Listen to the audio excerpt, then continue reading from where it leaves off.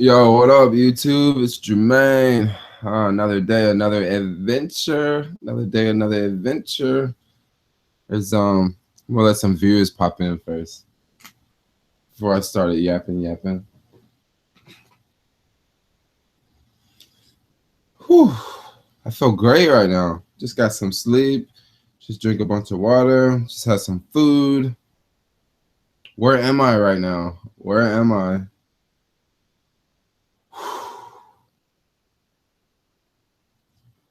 Let's see.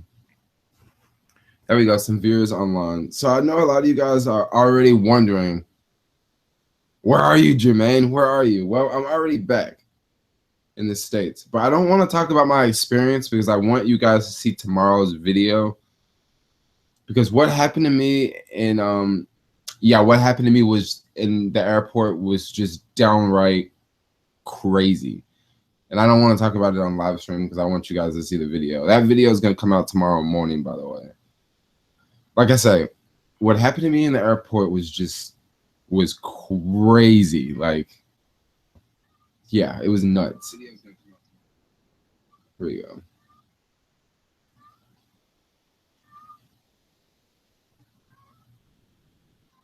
Yes, Jermaine is back. Reading some of these comments here. Yeah, I just got back earlier today, and I just took a really nice long nap. Man, I was so tired.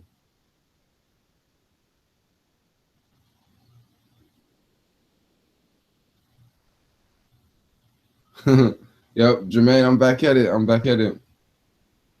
What is up, YouTube? Another day, another dollar with your homeboy Jermaine. So if you're wondering, I'm back in the US. I'm not going to talk about that whole experience, what happened like yesterday, but tomorrow's video will come out. I'll definitely do it. I want to do a Q&A. Not a Q&A. I want to do a meetup in the Bay Area. So if you're out there, you live in the Bay, when should I do a meetup? Should I do it like next weekend, next Saturday, next Sunday, next Friday? Yeah, I want you guys to, give me a little feedback on that. Bro, I've been wondering, I'm 21 now, sign up for Uber, do I get $500 or something like that from Uber and Lyft? Okay, yes, if you sign up for Uber and Lyft both have bonuses. Mr. Martinez, I don't know exactly what city you're in, but I know for sure in the Bay Area there's bonuses and incentives for both, and it's really good to sign up for one and get the bonus, and then go sign up for the other and get the bonus as well. Like that's really the best way to go about. You want to get both, and also Uber Eats there's a bonus for that one too. So the more services you sign up for, like just get a bonus for each one. Tony, you say next Friday. All right. Oh, so you're in Los Angeles. Yeah, Los Angeles definitely has bonuses. I don't know what the bonuses are. From what I hear, like certain areas, like Orange County could be a different bonus than another part of LA. So I don't exactly know, but there's definitely bonuses. I don't know if it's $500. It could be less, but I know around here in the Bay it's like 500. Okay, so next Friday I should do a meetup.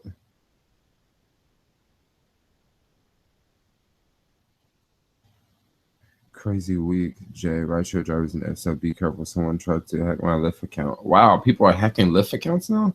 It's probably Uber hacking Lyft accounts. Dang, that's messed up. Oh, I forgot about the Super Bowl. See, I didn't even know about it. I'm not gonna do it next week for sure. What am I thinking? I forgot about the Super Bowl. Super Bowl is gonna be crazy. I don't know about driving Uber for Super Bowl though. It actually might not be so bad this year. Just last year, it kind of sucked because the Super Bowl was like in the Bay Area.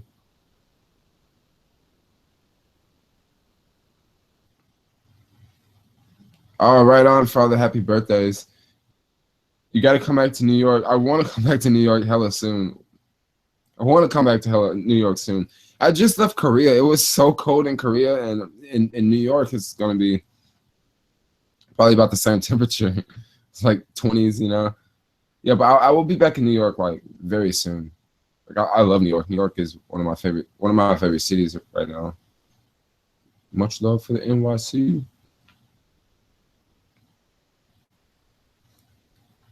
This is so this live stream. Hopefully, it's not too long because I really want to I don't know. I just want to go online and say, "Yo, look, I'm back in the U.S." But I'm so delayed on the vlogs. I'm gonna release another vlog tonight. This is too many vlogs in one day. And then tomorrow morning, I should be back on the schedule. Like tomorrow morning's vlog will be from today and what happened like in the airport in Korea and all of that stuff. That'll be like tomorrow's vlog. Maybe it'll come out at 8 a.m. Maybe it'll come out at 10 a.m. Because I kind of want to have like time in between. You know, I don't want to just like vlog, and just 5 vlogs in one day. That's just too much.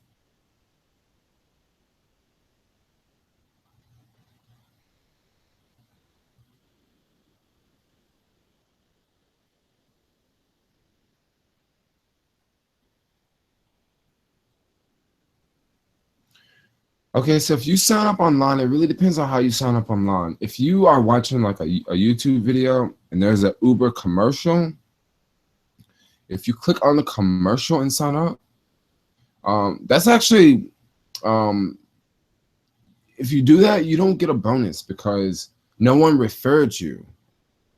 So what you have to do is you have to like, if you did click on a commercial, you want to just go back and have another driver add you. Like I can add you, and that way we could both get the bonus. Or if you just like go to like, if you just sign up like on the Uber website randomly, you won't get a bonus because like no one referred you. But if you sign up on the Uber website, and I think you have 15 days to you can get like a bonus still, like even if you sign up for the Uber website, but you have to have someone else refer you, so you have to like use someone else's referral code. If you already signed up and you want to still get the bonus, just email me and I'll like send you the info so you can still get the bonus as long as it hasn't been over 15 days. And yes, I'm back in the Bay, everyone. I'm back in the Bay. I'm back in US of A.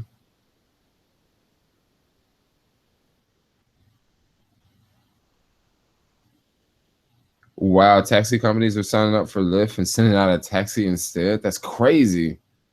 That's ridiculous. Oh, Liz, thanks. Keep up the good work. Great videos. Yo, what up, Alan? 40s and 50s in New York? That's actually not bad, 40s and 50s in New York. I was thinking it was like 20 degrees in New York. If it's 40 to 50 degrees in New York, I might need to come over there now.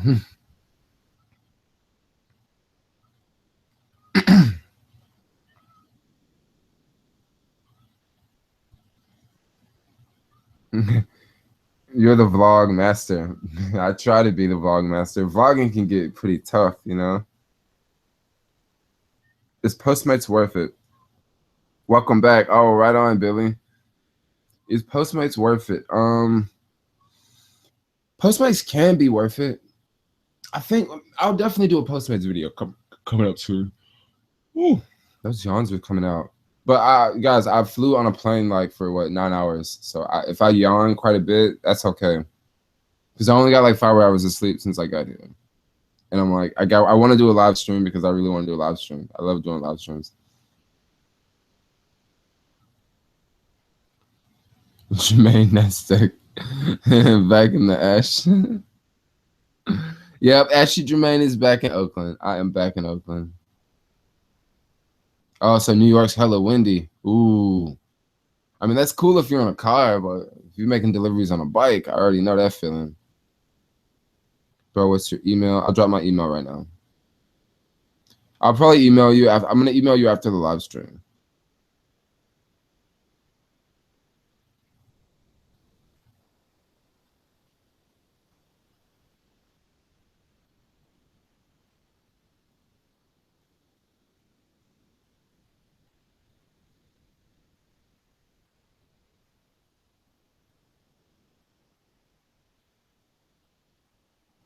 Is there a way that plant can live off the wall for so long? That's a good question. I'm gonna have to water it. I see a couple dead leaves up there. Right before I left, I put a bunch of water in there, and I wasn't gone for that long. I was gone for maybe, I don't know. The lady asked me in the airport. She said, "So when did you leave the U.S.?" And I was like, I don't know, 13th, the 17th, the 7th. She says, "Do you know when you left?" And I was like, I don't know, the 7th, 13th. I couldn't figure it out. So she like looked at my passport, but I don't know how long this plant will last if you don't put water in there. I'll have to water it tonight. Thanks for reminding me.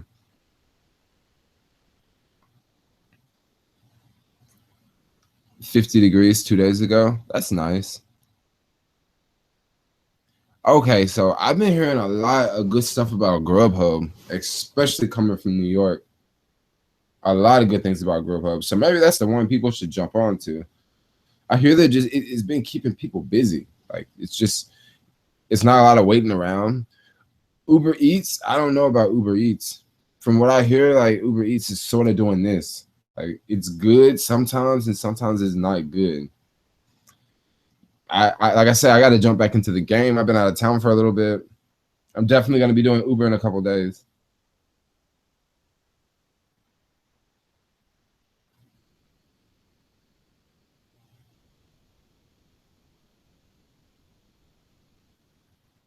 Believe it or not, the plants in the yard, a lot of them did die, but we've had so much rain lately that a lot of the plants are still alive. Like, all the tomatoes are dead because they like basically froze, but the rest of a lot of the plants are still alive.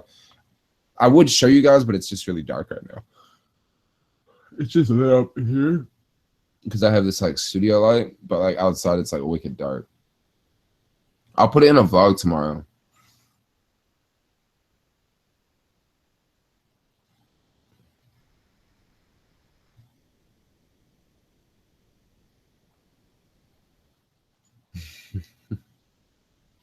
So, how many babes did I leave behind? I don't know. I didn't leave that many babes behind. I sure had a blast in Thailand. Sure had a blast, man. Lots of partying and lots of talking to lovely chicks, and yeah, I already want to go back right now. Not exactly. I really like the weather here. I like the food here. I like being back in a familiar place, because when you're traveling for a while, you're always in a different place, and once you get to a different place, you gotta like find something to eat. You gotta find that cool place to go to. You just gotta redo it all over again. And when I come back here, it's like I know what to do. I know where to go. I know where to eat. It's just where I live. I love it though. It's fun. So guys, I don't know. I'm just gonna probably repeat this throughout the video. So I'm gonna release another vlog tonight, and then tomorrow morning I'll be back on schedule. If you don't watch tonight's vlog, that's no big deal. For sure, watch tomorrow's vlog. That's the one you for sure need to watch, because I'll be caught up. And what happened to me today in the Korean airport was freaking nuts. Okay, it was just crazy. So if you want to know what happened, tomorrow's vlog, 8 a.m., 10 a.m., around that time, I was like this. I mean, it was, I don't want to go into detail because I want you guys to watch. I want you guys to watch a video. What's the weirdest thing you ate in Thailand? So when I was hanging out with another YouTuber there, and he's another vegan dude, and he's like, "Yo, I'm vegan, but I'll still eat some bugs every now and then." And I was like, "You'll eat some bugs?" And he was like, "Yeah."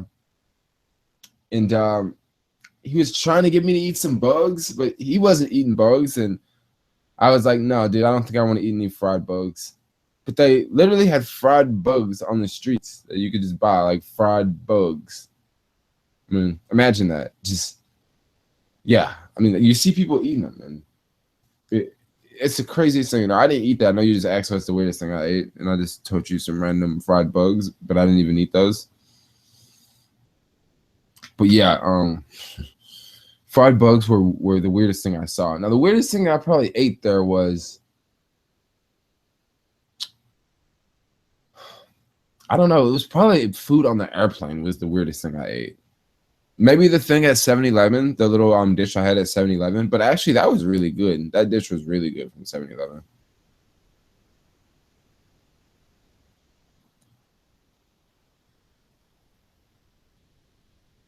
Did I bang any lady boys? No, I didn't bang any lady boys. I'm not into lady boys. Whenever I would meet a Thai girl, the first thing I would ask is, "Are you a lady boy?" Because it's something you have to put out there. You have to like, you have to, something you got to ask, because especially at night, like at night it's dark, maybe you can't tell. But usually, if girls aren't, if it's not a lady boy, well, I will say this: they're like super honest. You know, they'll say yes or no. And a lot of times the girls, to put emphasis on it, they'll just say, "No, I'm not a lady boy. You can touch," you know? Because sometimes like the girls in like Thailand, they'll come up to you and they're just like vicious. Like they'll just come up to you and just put their arm around you, or they'll just come up to you and like just start grabbing like your cock, you know? That happened to me quite often, like when I was like going to bars like so, by myself. Like I would walk into a bar and like I have like two Thai girls like all up on me, and I have one like all touching me and stuff, and you know they're like, "Ooh, ooh, you already hard. Ooh, let's go hang out." Like you definitely get that, but when you ask them, they're like, you know, they'll say like, "Yeah, I'm a girl. You know, you can touch." And be like, "Oh yeah, you're a girl. Yeah, I don't feel nothing else down there."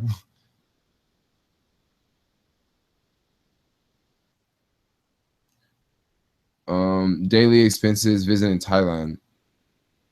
Huh. My daily expenses in Thailand were like up and down. So it was like a couple days I spent maybe like $30 the whole day. But then it was other days I was spending like, you know, $50 to $75 a day. I didn't really go over there with like with just a budget. Like I didn't really go over there saying, okay, I need to spend $50 a day or less than $70. I was just like, oh, whatever. I'm just gonna spend whatever.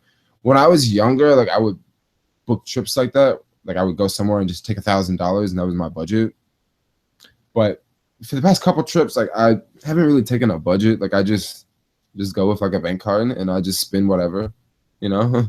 Like if I want to stay in a nice place, I go stay in a nice place. Um, Usually I don't try to just blow money all the time. Usually I try to, you know, be super frugal and save money and you know take the less expensive route. But every now and then, like I don't care about splurging, especially in Southeast Asia. I mean, staying at that resort was like $25 to $30 a night, and I could have spent $30 a day. Like I could have stayed in a hostel for like $11 a night, and then I would still have $22 a day to like spend on alcohol and food and adventures or taxis or whatever I was doing for the day. But instead of you know, I get to the point where like, look, dude, $30 to stay at this like super sick resort with two pools and it's on the beach and I can leave my computer and camera and all that stuff and it's gonna be safe. I was just like, yeah, whatever, we'll just stay here. But for the most part, like $30 to $70 a day. Like some days were closer to 70. Like if I like, you know, like this spa day was a more expensive day because I think that was like maybe like $30 I spent at the spa. And then you know the hotel room and then the food and then the hostel, and not the hostel but the taxi rides, because the taxi rides are actually kind of added up. I was spending like maybe $15 a day on taxi rides. Now if I was living, no, not living, if I was staying in a place closer to where I was taking those taxi rides to every day, I could have saved like $15 a day, you know, in taxi rides. But like I say, I was sort of kind of splurging on this trip. It wasn't like a super frugal trip. And also like with all that heat outside, it just makes me, I want to be more comfortable, you know. So I don't mind spending more. What are your goals for year two? What are my goals? I don't know, to do more like to produce more online content for sure, more videos, and to like write more articles. I've done a great job of like inspiring people to sort of work different jobs and to try different jobs. I've done that quite a bit for the past year. I've received a lot of comments saying, "Oh, Jermaine, you helped me get started in the sharing economy, and you helped me get started with this and that," and that's really good. I still want to like inspire people to be their own boss and be an entrepreneur. But another thing I want to work on is I want more people to travel. So in the next year, there's gonna be more travel content on this channel because I feel that traveling is very important. Very important. Like I've learned so much from traveling. And in the US, a lot of folks don't travel that much because it's just like our culture. We're not like a country that travels that much. I just want to inspire more people to do so.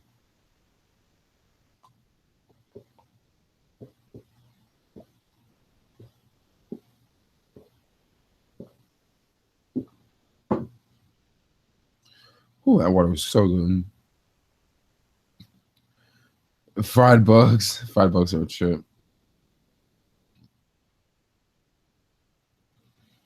Also, Uber Eats and Uber Rush have been pretty good. Yeah, I bet caviar is still pretty good.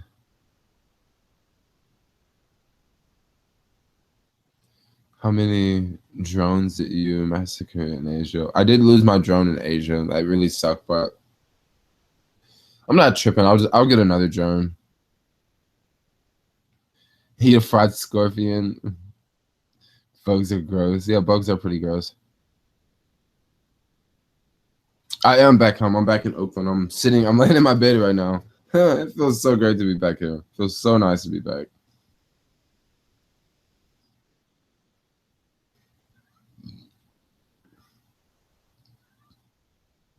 Some lady boys lie. Yeah, but I don't go hook up with like every person I see. So if they do say that they're a lady boy, and if they're not, like I'm not exactly trying to hook up with everyone. Bugs do equal hella protein. That's so true.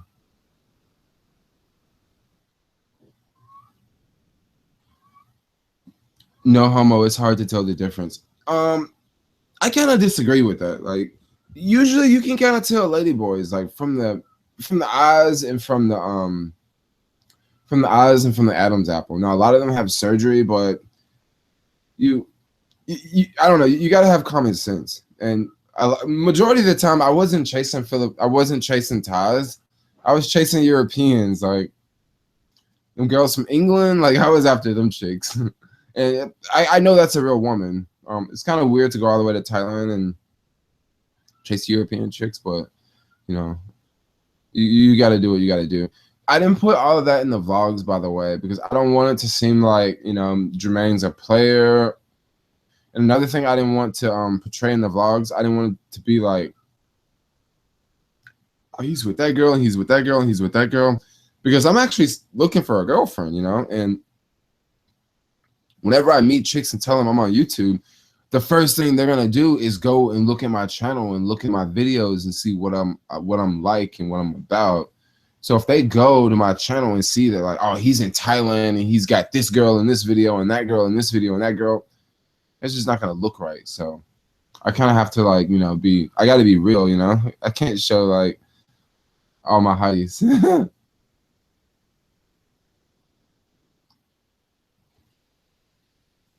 The red light district. Yeah, there's plenty of them girls in the red light district. Red light district was thick over there. Damn, bro, did you smash? Did I smash? Like, come on, in Thailand, of course.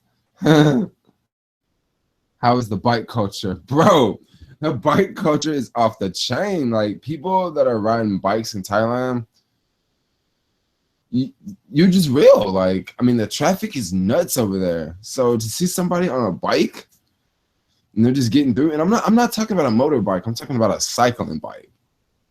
I didn't really see that many cycling bikes, but you got to be vicious because there's so much pollution in the air from all the tuk-tuks and all the buses, the cars.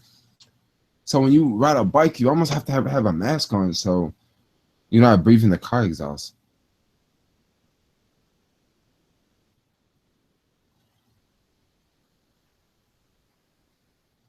I spent $30, coffee and 6-pack American spirits. Yeah, it's really easy to spend $30 a day around here in the Bay. And just to think, like, I could spend $30 in a whole day in Thailand, and that would include, food, alcohol, a place to stay. Like, that's that's not bad. That's why I probably will be going back to Southeast Asia very soon. Those fish were crazy. It was a trip. Like, trip. It was a trip. Like,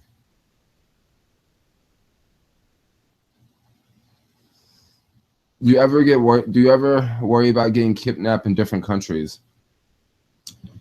That's something that's actually a good topic to talk about. Something else I see right under that is why don't you travel to Africa? Well, let's go back to that first question. So a lot of times with now, I'm not saying this is true, but if I'm ever gonna get kidnapped in a country, I believe it might be for my passport, you know? And that's one reason why I'm sort of afraid to go to like certain countries, because like if someone looks like me, they could literally kidnap me and take my passport and take that passport and come to the US. And now that person is in the US and I'm like kidnapped and stranded in that country. I mean, does that make any sense? Um, so once I was gonna go to the Dominican Republic, and I had a friend that told me, he was like, well, I'm not trying to scare you, but realize there are a lot of people in that country that look just like you that would do anything to get your passport and come here. And he didn't just basically say that, like, look, if you go there, you're gonna get kidnapped and someone's gonna take your passport and come back here. But I kind of got his idea, and that's really freaked me out. But I was younger back then. This was when I was like 21. I'm like 30 now. So I'm much older. That's one thing that certain countries I will feel a little creeped out about, but Asian countries like Thailand, for the most part, Bangkok is #1 tourist destination on the planet. So more tourists go to Bangkok than ever. And I'm not exactly concerned. I mean, some places I go can be a little sketch, but I usually I don't know. I usually, check out on Facebook. People know where I am, They may not know exactly where I'm at, but I sort of leave a digital footprint. And no, not for the most part, I'm not afraid. I think I would be afraid in maybe countries that fewer Americans go to. Like African countries. I think I would be more afraid because I know less people that are going there. I mean, when I go to Europe, I have a lot of friends that have been to Europe. Like, I have lots of friends that have been to all of these different countries. So I kind of feel comfortable about going there. But let's take a country like the Congo in Africa. I know nothing about the Congo in Africa. I know nothing about it. I don't have any friends that have been there recently. I don't know anyone who's been there recently. So that would be sort of a kind of a scary country to go to. Now, other countries in Africa like Tanzania or Kenya, these are two countries that I really want to go to soon. I don't know anything about those countries either, but what I do know is a lot of tourists from Europe go to these countries. Like, it's like a tourist destination. So basically what I'm saying is I would feel more safer going to places that are more tourist friendly. Not that I still wouldn't get kidnapped there, but it's just like, at least I know a little bit more about the place I'm going to. If that makes any sense. Like, I don't know, maybe I'm just rambling. I was telling a roommate this a minute ago that I've been to Asia 3 times. I've been to Europe 3 times. I've only been to Africa once. Now, another reason why traveling to Africa is not why I haven't been to Africa as much. Africa is really far away. Now, this may, I'm not trying to say that, I'm not trying to say this as, I'm not trying to use this as an excuse, but let me give you an idea of how far away Africa is from California. To get to Africa, you can't take a nonstop flight. You have to stop in another continent. Okay.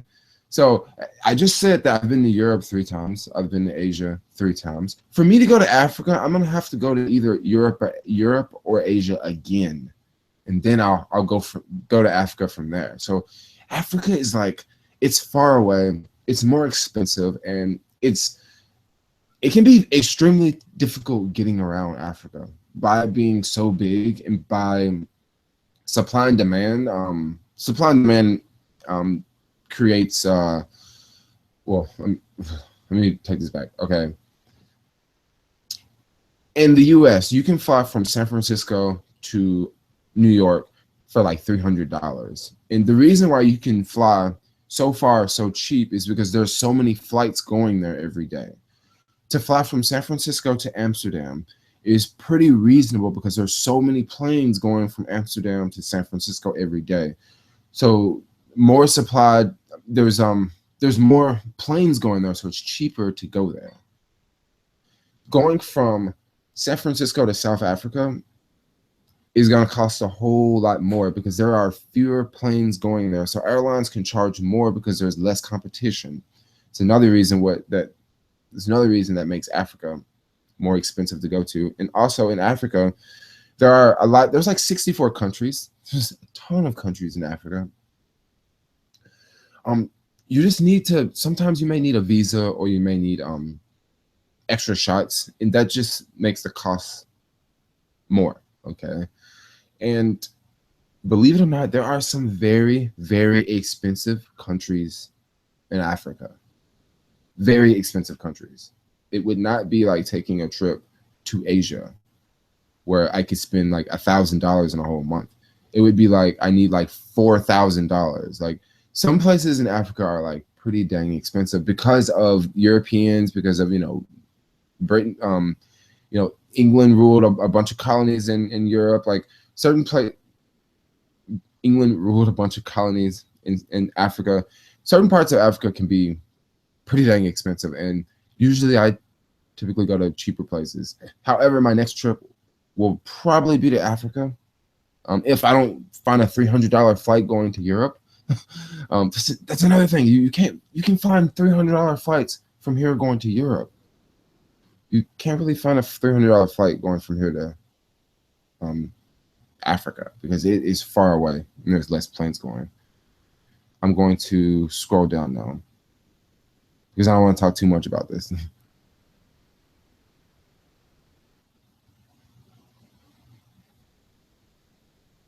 My father showed me some pics from the bar where our lady boys in neighborhoods, they're very difficult to tell.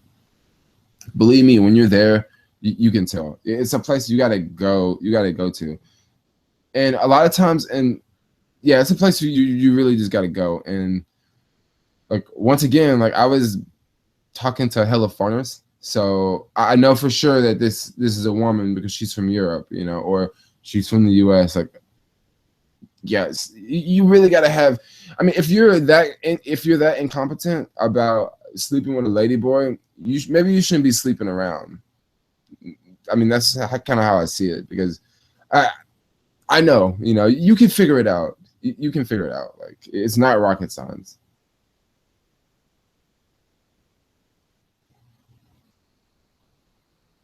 Protect your image, bro. Get it. Where do you live, SF or New York? I live in the Bay Area. I live in Oakland. I work in San Francisco. I don't live in New York. Hella people think I live in New York, probably because of some of those New York vlogs. I want to say like New Yorkers discover those vlogs and they're like, dang, he lives here. But no, actually I don't. I was just vlogging in New York for quite a bit of time. Some of my New York vlogs are really popular, I've discovered. Another day, another dollar. Well, your homeboy Jermaine. Shout out, bro. Jermaine, what is your next travel goal? My next travel goal, I don't know. Either I want to take like a really cheap trip to Africa. No, a really cheap trip to Europe, or take like a month-long trip to Africa. It would really be nice to fly into Nairobi, Kenya, hang out in Kenya for like 5 days or so. Travel down to Tanzania, hang out in Tanzania 5 days or so. Really want to go to Zanzibar. Zanzibar is this island off the coast of Tanzania. Another thing about that trip is I think I've left the U.S. maybe 8 times or so. I've never traveled below the equator. And Tanzania and Kenya are below the equator. So I think one of the next trips I want to do, big trips, is like, a month in Africa, Southern Africa. After Tanzania, fly over to South Africa, stay there for a short amount of time. Don't know if I want to stay in South Africa that long. And then from South Africa, go over to Namibia. Really want to check out Namibia. It's a country I've wanted to see for quite some time.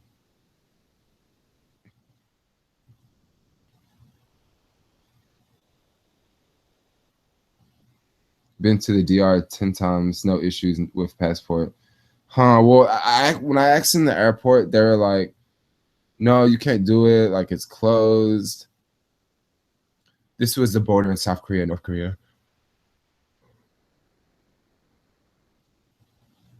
Be careful out there. I'm back in the US, so I gotta be careful over here now. Back in the US, I want to remind you. Can I visit Canada with no problems? I can visit Canada with no problems. Yeah, we can just jump on a plane and go to Canada any day. Europe is awesome. I love Europe. I really love Eastern Europe a lot. Budapest, I had a blast in Budapest. Like, I want to go and like stay in Budapest for like a month. Budapest was so inexpensive. Like, for $1,000 a month, you can easily live in Budapest. I mean, I want to say that Budapest was almost cheaper than Thailand for the most part. I mean, I guess staying in hostels, because in Budapest I stayed in a hostel that was like $6 a night, and that hostel was legit. Like, it was nice. It was dope.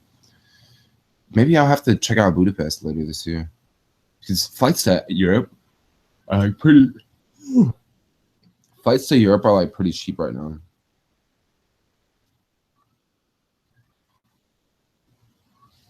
Moscow is pretty dope, but I don't know about Moscow, because I don't know if we need a visa to go there.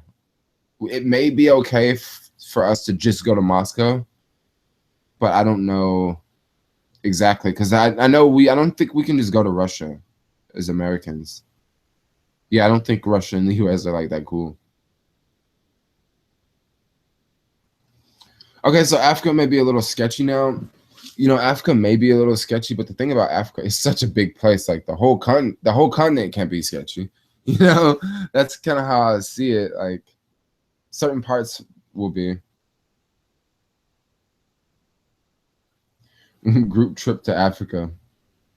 Yeah, group trip. Yeah, definitely take a tour or something. Go to Holland. Yeah, I love Holland. Amsterdam, you already know Amsterdam's a good stop-off location.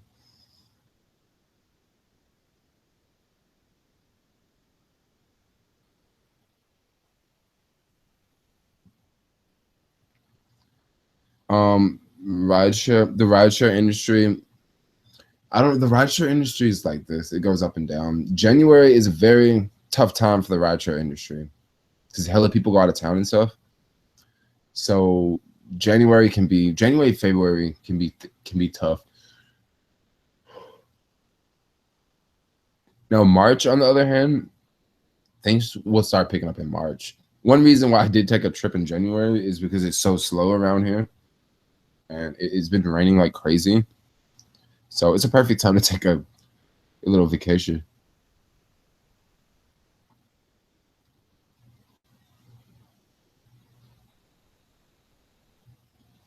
Yeah, I don't have a New York accent. I'm like, some New Yorkers actually just moved in, and they totally got the New York accent. But I'm not from New York. Like, hella people think I'm from New York, but I'm actually not. I'm from Tennessee, Memphis, Tennessee. That's where I'm from.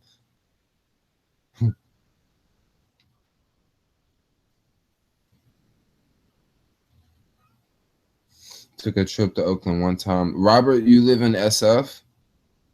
You live in the Tenderloin? I used to live in the Tenderloin. I love Tenderloin. Can't wait to see who you go next. Yeah, who knows where I'm gonna go next. I think that the next trip may be like something super like small. It may be like a random trip to Mexico or something. You know, go check out the wall down there. I think that'll be a pretty cool vlog, you know. Vlog the Mexican wall and probably go to Tijuana or something like that. You guys can look forward to that in a vlog. It'll probably be like a day adventure. You know, I go to LA and then I'm randomly in Mexico for like a day. It'll probably be something like that. In New York, how was Uber experience? Please share. Okay, so my Uber experience in New York was Uber is like super professional in New York versus around here. Like around here, you might get picked up with a driver and the driver might be holding their phone in their hand.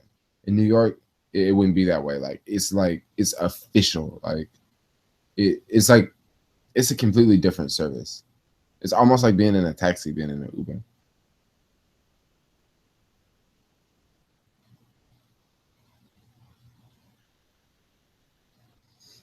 South France is nice. I love France. I've been to France like a couple times already now. I have never been to South France.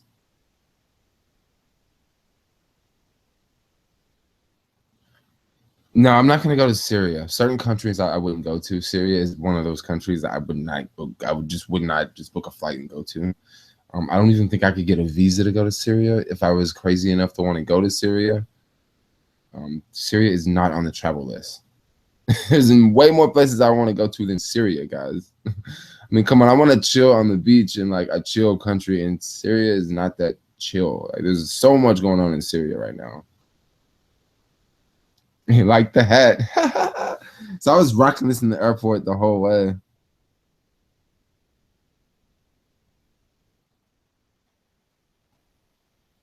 Oh, you stayed on Market Street back in the day, Robert? Take a trip to Iraq or Iran. No, guys. Some of these countries, like, I'm just not down with going to Iraq and Iran. Syria would be an adventure. It would if you had a freaking military guard with you the whole time. It would be pretty cool. 1 second.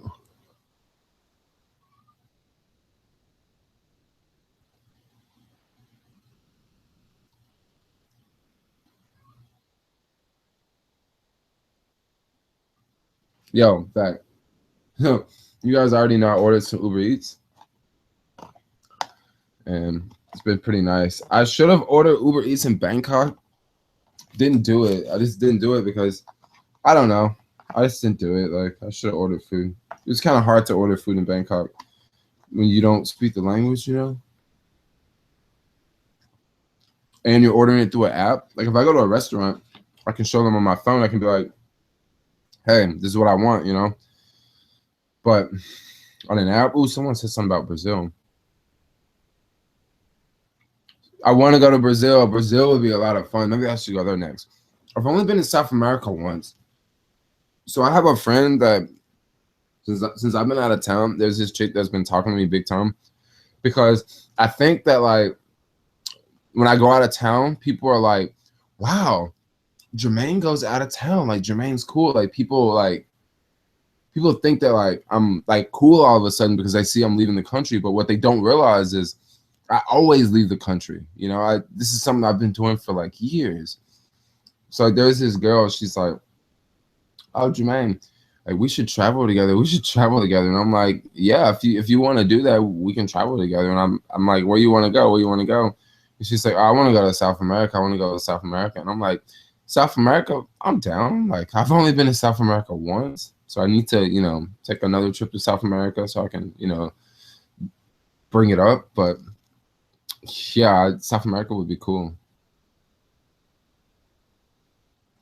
Did you hook up with anyone on Tinder in Thailand? Of course. Of course. Like, man, dude, dating in Thailand, no, Tinder in Thailand was like a piece of cake. Like, it was a piece of cake. Like, Tinder here, I just be swiping for days.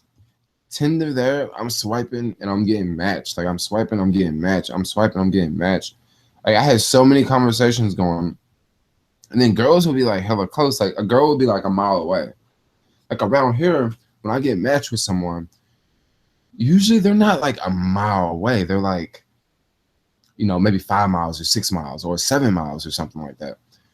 Man, in Bangkok, it would be like half a mile away. So to actually meet up with someone was so much easier. Like so much easier. Like I don't know, it's just different in the Bay for some reason. Like girls are like they're hella professional and I don't know, it's just different. Like so when I went to North Korea, the vlog I'm gonna drop after this live stream, I'm gonna drop another vlog. It's gonna be the South Korea vlog.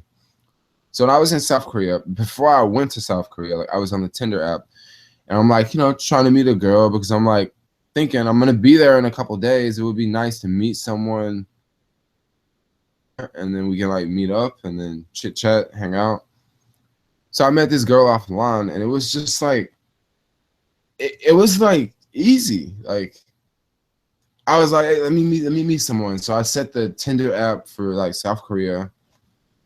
I got matched with like maybe 10 girls within the matter of a couple hours.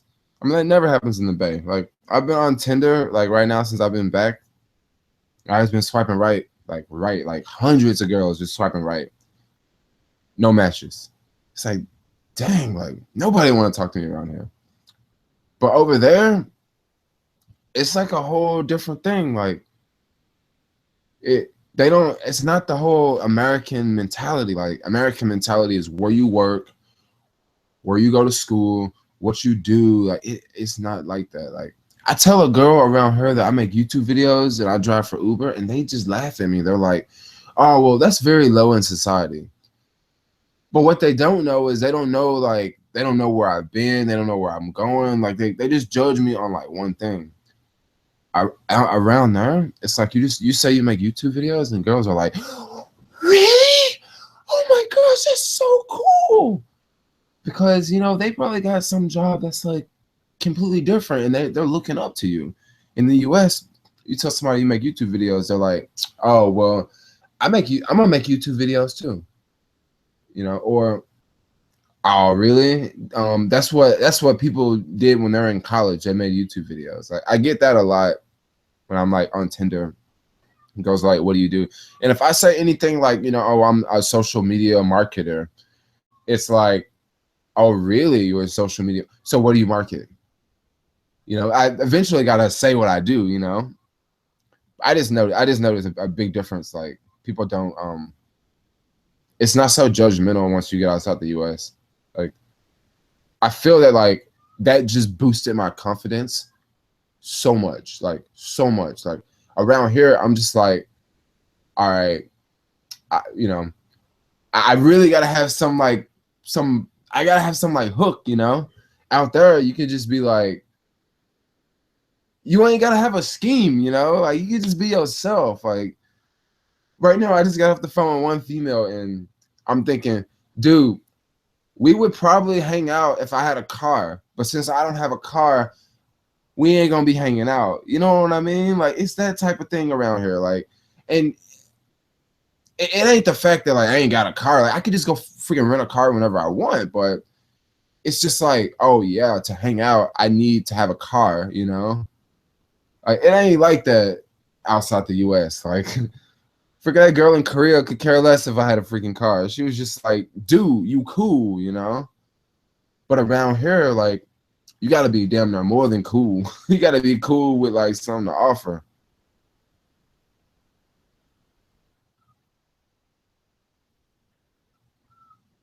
I got matched with my neighbor once. It was awkward after that.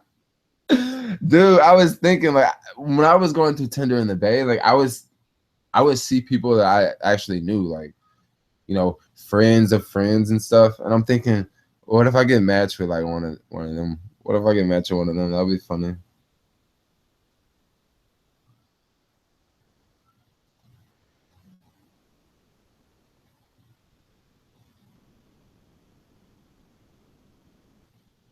Did I pull the hangover stunt? What's the hangover stunt?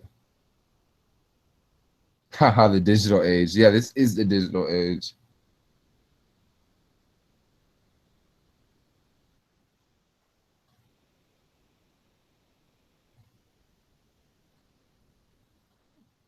Oh, bro, I definitely get more action in New York. Probably more action in LA. Way more action in LA because LA is like it's like half of the people I meet in LA are like camera freaks, you know. So it's like we already got that in common, you know. And majority of the people I meet in LA are like, oh yeah, I'm working on a movie or I'm doing this or we're filming this or it's all got something to do with like, you know, a camera. So yeah, LA, I love LA. Like it's just I don't know. I'll probably be back down to LA really soon. By the way, like being a movie star.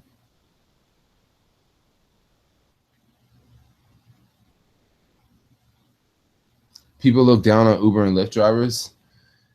Yeah, people do, but like I don't just typically whenever I meet people, I don't typically say that I don't just say I'm an Uber driver. Like I mainly say I'm a YouTuber or I do like, you know, social media or something of that sort.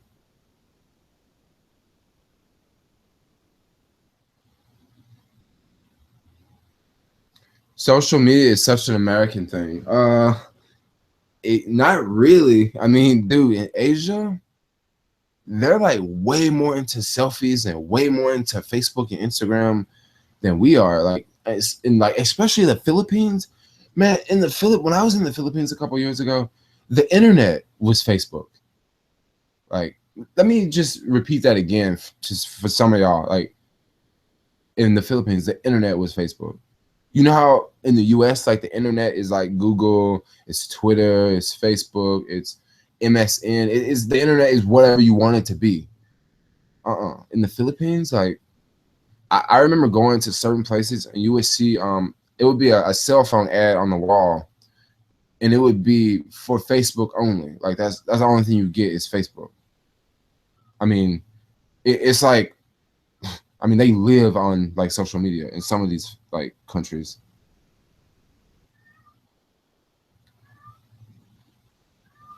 Backwoods only. What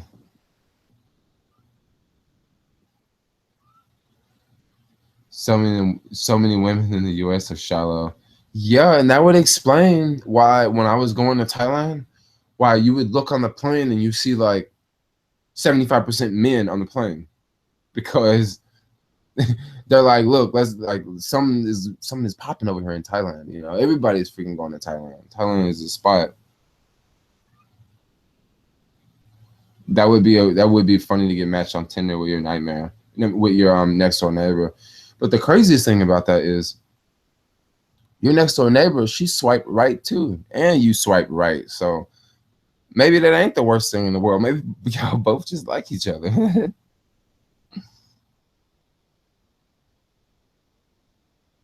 Hello from Long Beach. What up, Long Beach? Cash TV in the house. What you doing on Tinder?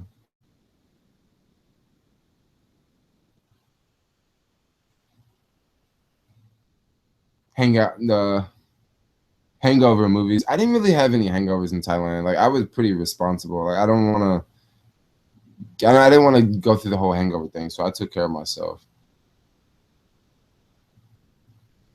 How much do I make a week with all my apps combined? It can vary. I'm like a super hustler, so you know, anywhere from 1,000 to 2K a week. Next week, I'm probably gonna like try to push for 2K, so I can like save like a chunk of money. And then the next week, I'll probably like not push for so much.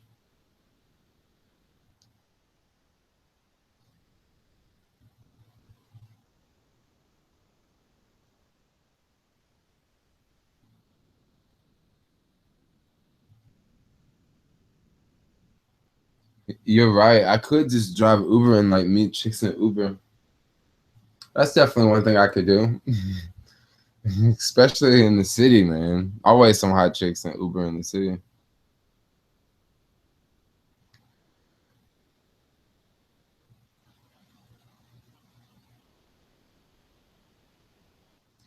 Brazil. Yeah, I want to check Brazil out. Maybe I'll do that. I don't know where I'm gonna go next. Like I want to go to Africa, but like I said, Africa is expensive, and I do have a friend that wants to go to South America. But who knows what I'll do? It's gonna be spontaneous. You'll just see a video, and that video is gonna be Jermaine traveling to here.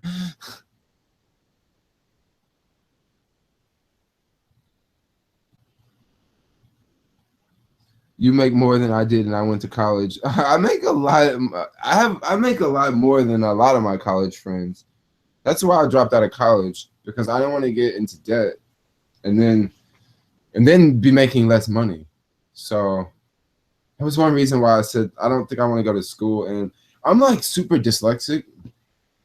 It's no secret. Like if you actually read some of the comments that I write, and if you even read some of the titles of the videos, the English can be like just jacked up.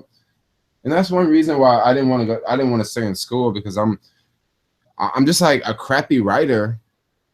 I mean, I have a great way of expressing myself, but like when it comes to like writing, and I'm just not that great at it. Like I really like mathematics. Like math is so much more important than, I mean, reading a damn book, if you ask me. Like I feel that if you got math, you're good. You know, I feel that math is so much more important. Now I know a lot of people are gonna disagree with that, but I look at it like this: if you can understand the mathematics language, you can see the world differently than someone who's a really excellent writer. And especially when it comes to international travel, because so what if I can speak English perfect? That ain't gonna help me in China.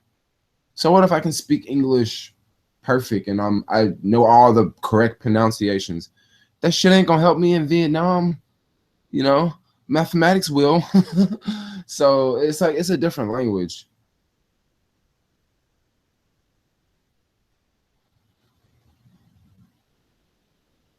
Go back to school. Honestly, I would go back to college if it was free. If it was free, I would go, but I'm not gonna get into debt, and I'm not gonna be controlled by like banks just because they say I need a degree. It you just need to apply yourself. I mean, I got tons of friends right now who have went to college. They have crazy amount of student loans. They live with their parents. They work a job. They don't make that much, and they don't know what they're gonna do. Like they got no idea what they're gonna do. Like you got to constantly pay your loans, and you can never save enough to like buy a house. I mean, you can't even really save enough to like move out and get your own place. So that's my thing. Like if I was, 18 years old and I was super smart, like I was able to grasp information like that, maybe I would have went to college and taken that route.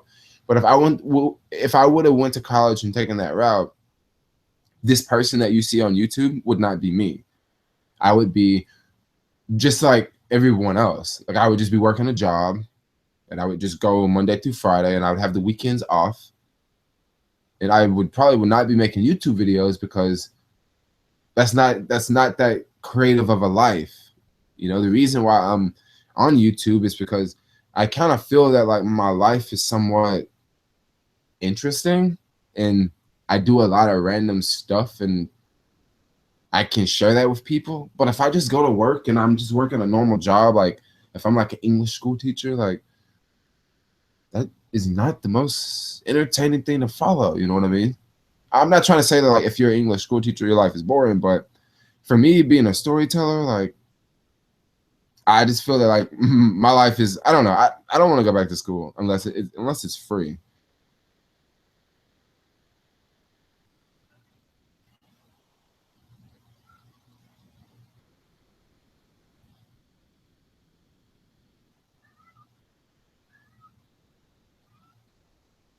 Um, Postmates. I'm gonna make more Postmates videos.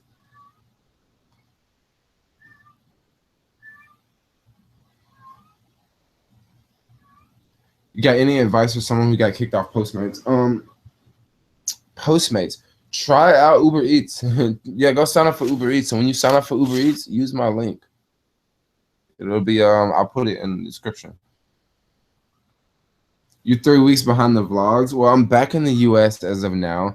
If you're 3 weeks behind the vlogs, just make sure you watch the vlog tomorrow morning, because that's gonna be what happened to me today in Korea. Yeah, when I was in the airport in Korea today. Woo. All right, so since I've been on this live stream for an hour, I guess I'll go ahead and tell you guys what happened to me in the airport. But you still have to watch tomorrow's video. I still want you guys to watch tomorrow's video. So right now, I'm gonna tell you guys what happened to me in the airport in Korea. I'm gonna have to pull out my charger because my computer is gonna die. So this is the story. So I'm in this coffee shop.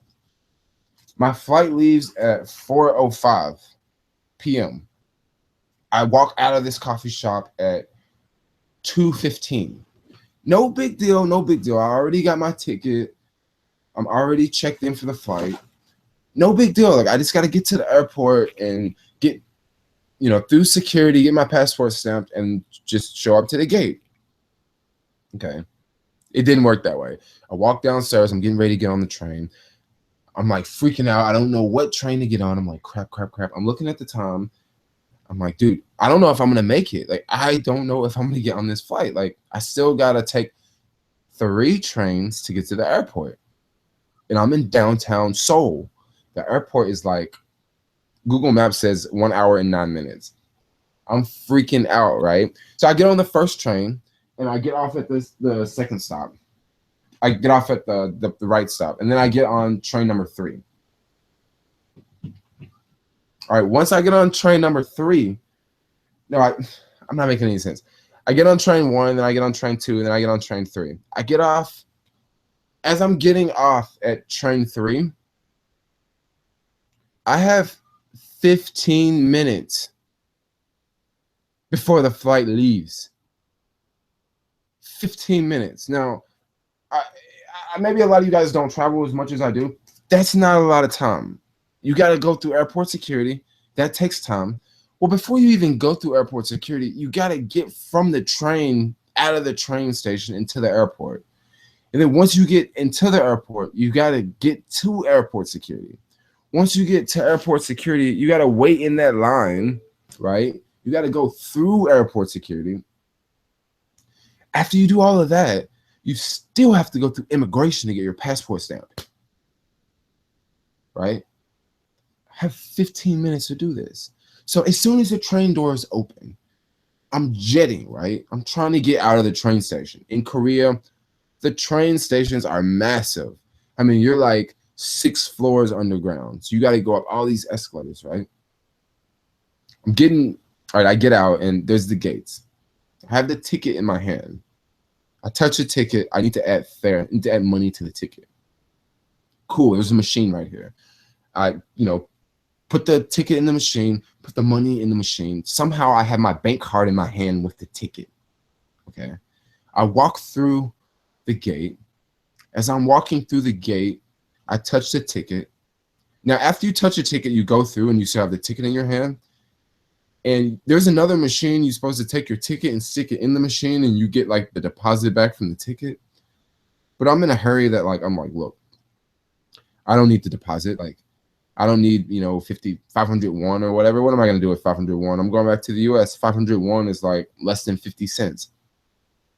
So I throw that ticket on the ground as I'm walking away. I'm running through the airport. It is like, it's a jog. Now, luckily, I only had one backpack. I only had the North Face backpack because I checked my other bag in Bangkok. So I was traveling light. I'm running through the airport. And now when I was on the train, I was checking the flight to see, cross my fingers, the flight can be delayed. I kept checking, the flight was not delayed. But as I was checking, I remember seeing gate 12. Very, very important, because I really need to know the gate once I get to the airport. So I'm in there. I'm running through like a fool. And I'm like, crap, what was the gate? What was the gate? So I'm looking for Korea Air. Now, this is after I got through immigration. Now, how did I get through airport security? I get to airport security. There was this long line. Like, the line was from here to Texas, okay? And I'm like, oh, gosh, I got 10 minutes now. I got 10 minutes to get there. I'm freaking out. What do? Man, I just go straight to the front of the line. I just debo. Like I've taken so many flights where you seen like that one person where I'm like waiting in line and you see that one person, they're walking up and you know they're about to miss their flight and they're just pushing through. And what do? People usually just step aside and just let them go. Just step aside and let them go. And I was freaking out. I got 10 minutes to get there before they closed the door. And I'm freaking out. People were just stepping aside. Like, go, go, go. It was the craziest thing ever. Like everybody is letting me go. So there's this lady checking passports and she's checking your flight ticket. And I get there, I get up to her, and this is after I skipped maybe like a whole bunch of people, and she's looking at me like, "Sir, what are you doing?" I'm like, "Look, my flight leaves, my flight leaves." And she looks at the ticket and she's like, she got serious, she scanned it.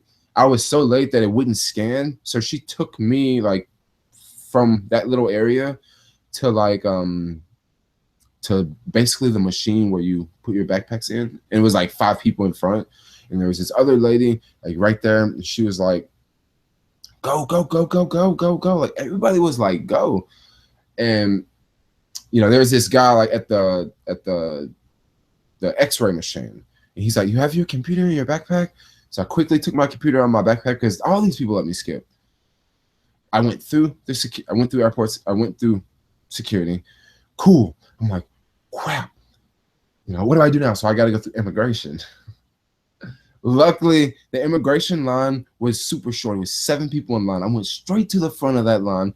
When I went to the front of that line, it was some friendly lady in line. I showed her my ticket. I said, I got 7 minutes. She obviously did not speak English. Most of these people did not speak English. But you don't have to speak English to know that, this person is in a hurry and they're trying to leave. Okay. This lady lets me skip.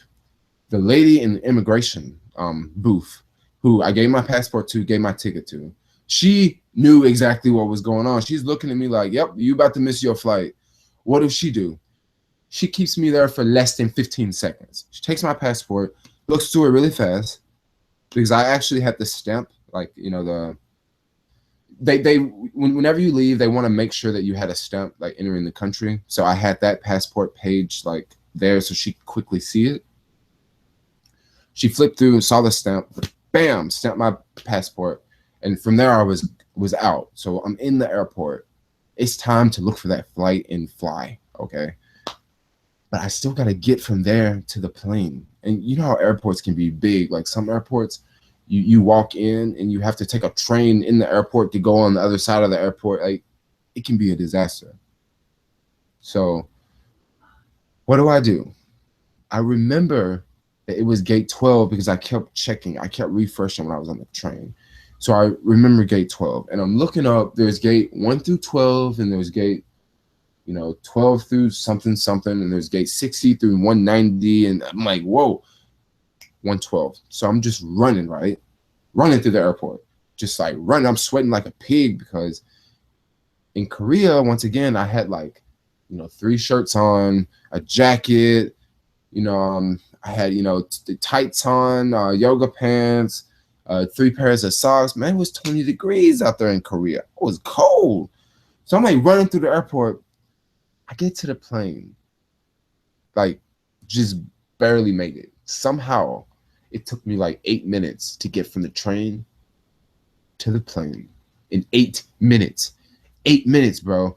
8 minutes from the train to the plane, through immigration, through airport security, through a massive airport. I was that guy. I was that fool just running through the airport. And I made the flight. But check this out. After I made the flight, things got worse. Things got real worse. I discovered that throughout all that running around and all that commotion, I discovered that I lost my bank card. Yo, lost my bank card. So when I threw the ticket on the ground, I think I threw the ticket and my bank card on the ground at the same time. Disaster. So the next thing I was thinking about, so how am I going to get from SFO back to Oakland with no bank card? So you Bay Area folks already knew what I did. I just jumped on BART, and when I got to Oakland, I just jumped off of BART. And you have to watch the vlog to see how I did that because I actually filmed what I did on BART. After I told that story, you guys still got to watch tomorrow's vlog because you actually see what went down, what happened. College is whack. That's awesome. Good education system. I had no choice to drop out of college. I failed all my classes. I failed. I hated writing classes, but anything like science related or math related, I was always into it. Like, just when it comes to writing papers, I just sucked. Like, not that great of a writer. I mean, I'm great expressing myself, but like, I don't know. I just don't like writing. Sounds like I have a new channel, Another Day, Another Adventure. I think I do want to hold on to the Another Day, Another Adventure because even when I go out and work Uber and Lyft, I said Uber and Lyft. When I go out and work Uber, Postmates, TaskRabbit, that is an adventure. I mean, it's me making money, but all of that's a freaking adventure. Like, who knows what I'm gonna do? Okay, what did you get deactivated from with Postmates? Was it from canceling orders, or was it from missing shifts, or was it from, I mean, did you eat somebody's food? Like, because certain things you can get back on the platform for. Like, they'll try you out again. Certain things they won't ever let you join let you join Postmates ever again.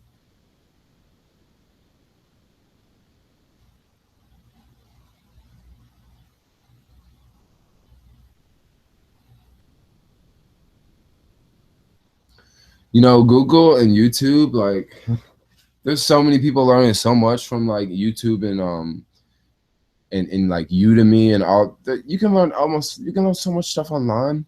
College it's like a status symbol. I mean, I'm sorry to say, but it is like that's why I don't get action on Tinder, because I don't have that status symbol. Actually, I made a fake Tinder account, and you know, I was the perfect like black dude, and yeah, I did get way more action because I said I went to Stanford University, you know, in that fake profile. Of course, I'm gonna get hit up. Like, I mean, it's like half of the girls want to go on a date with me. Like, it was a fake profile, you know, like, but it's really about, it's like a status symbol around here. And you know, honestly, like, I was gonna make a video talking about like college and people I know with like degrees, and they're literally doing stuff like working at Starbucks and Chipotle. But you know, I said I don't want to do that because I didn't want to be this ignorant black dude bashing the college system. So I wasn't gonna make that video. I would just continue to make videos of me living my life, doing what I'm doing, making money and traveling the world, and not talking about that, because I know a lot of people that have went to school and they're just not doing anything with their degree. Like, and they have this mindset that that they're still better than me just because they went to college. Like, I'm nothing and you're everything only because society says that you are. And actually, society says that you need to continue paying your student loans too, you know. That's another thing about college. Like, if it's free, that's a whole other thing. But if you gotta pay for it, hey, I ain't down with that.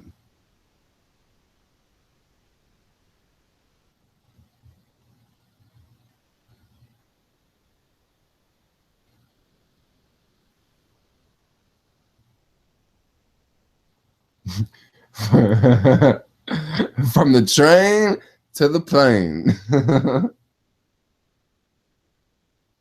Oh, thanks, Robert. I'm a good storyteller. Storytelling is tough when you do it every day. Like, it gets tough.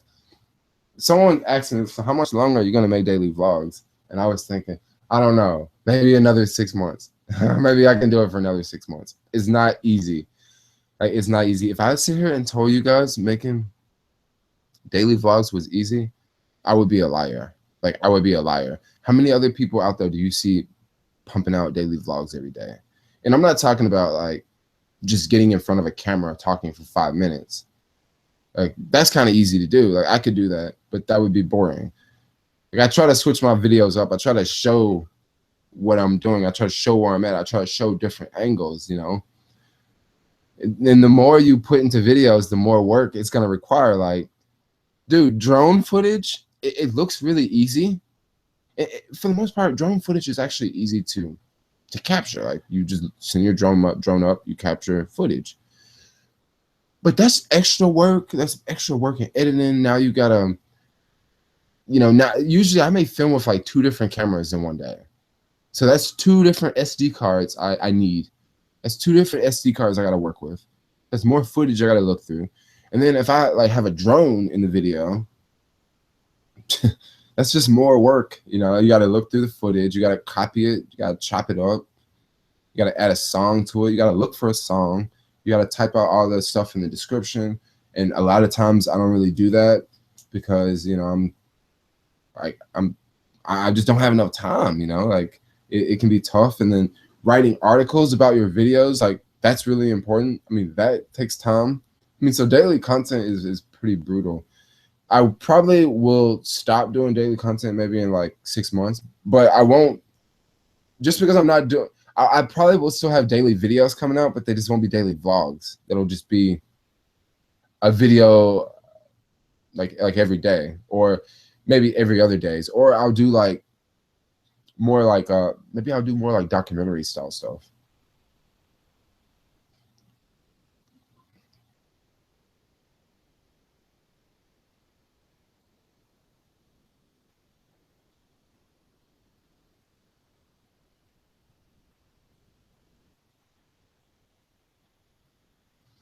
Why did I plan my departure? Well, you know, actually I had plenty of time to get to the airport. Plenty of time to get to the airport, but the only reason why I waited so long to leave is because I was at that coffee shop in Korea on the 5G internet. And just let me tell you guys like how fast that 5G internet was. So on YouTube Red, you can save videos offline. And since I was getting ready to fly back to the US, I was thinking, man, I need some videos on my iPad so I could, you know, watch videos on the plane. So I was uploading videos to YouTube, and they were uploading like crazy fast. I'm talking about 5 minutes. I can upload a vlog. Here, that same vlog would take like 30 minutes. So it was just crazy to see it upload that fast. And then when I was downloading the YouTube Red videos, they were downloading like this. It was literally like almost instant, some of the videos. That you can see that footage in the video that I will release after this live stream. I'm gonna release another vlog that's gonna be the Korean vlog. I gotta name that vlog actually, but yeah, I'll release that one later. But once again, if you are watching this, make sure you watch the video tomorrow's vlog, because tomorrow's vlog is gonna be what happened today and that crazy Korean story of me losing my credit card and all that and almost missing the flight. That's going to be in today's video, in tomorrow's video. So definitely watch tomorrow's video. 9 a.m., 10 a.m., not 8 a.m., but 9 a.m., 10 a.m., somewhere around that time. So I had plenty of time to get to the airport. I just kept procrastinating because of the internet.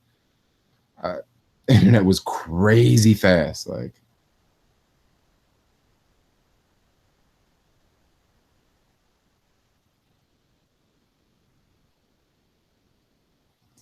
I don't know, the account on the number was wrong. I messaged them to fix it. Email me, yeah, email me about that one.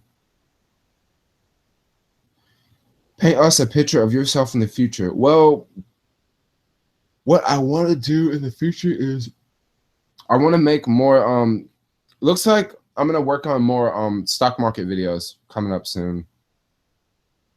So guys, you can look forward to that.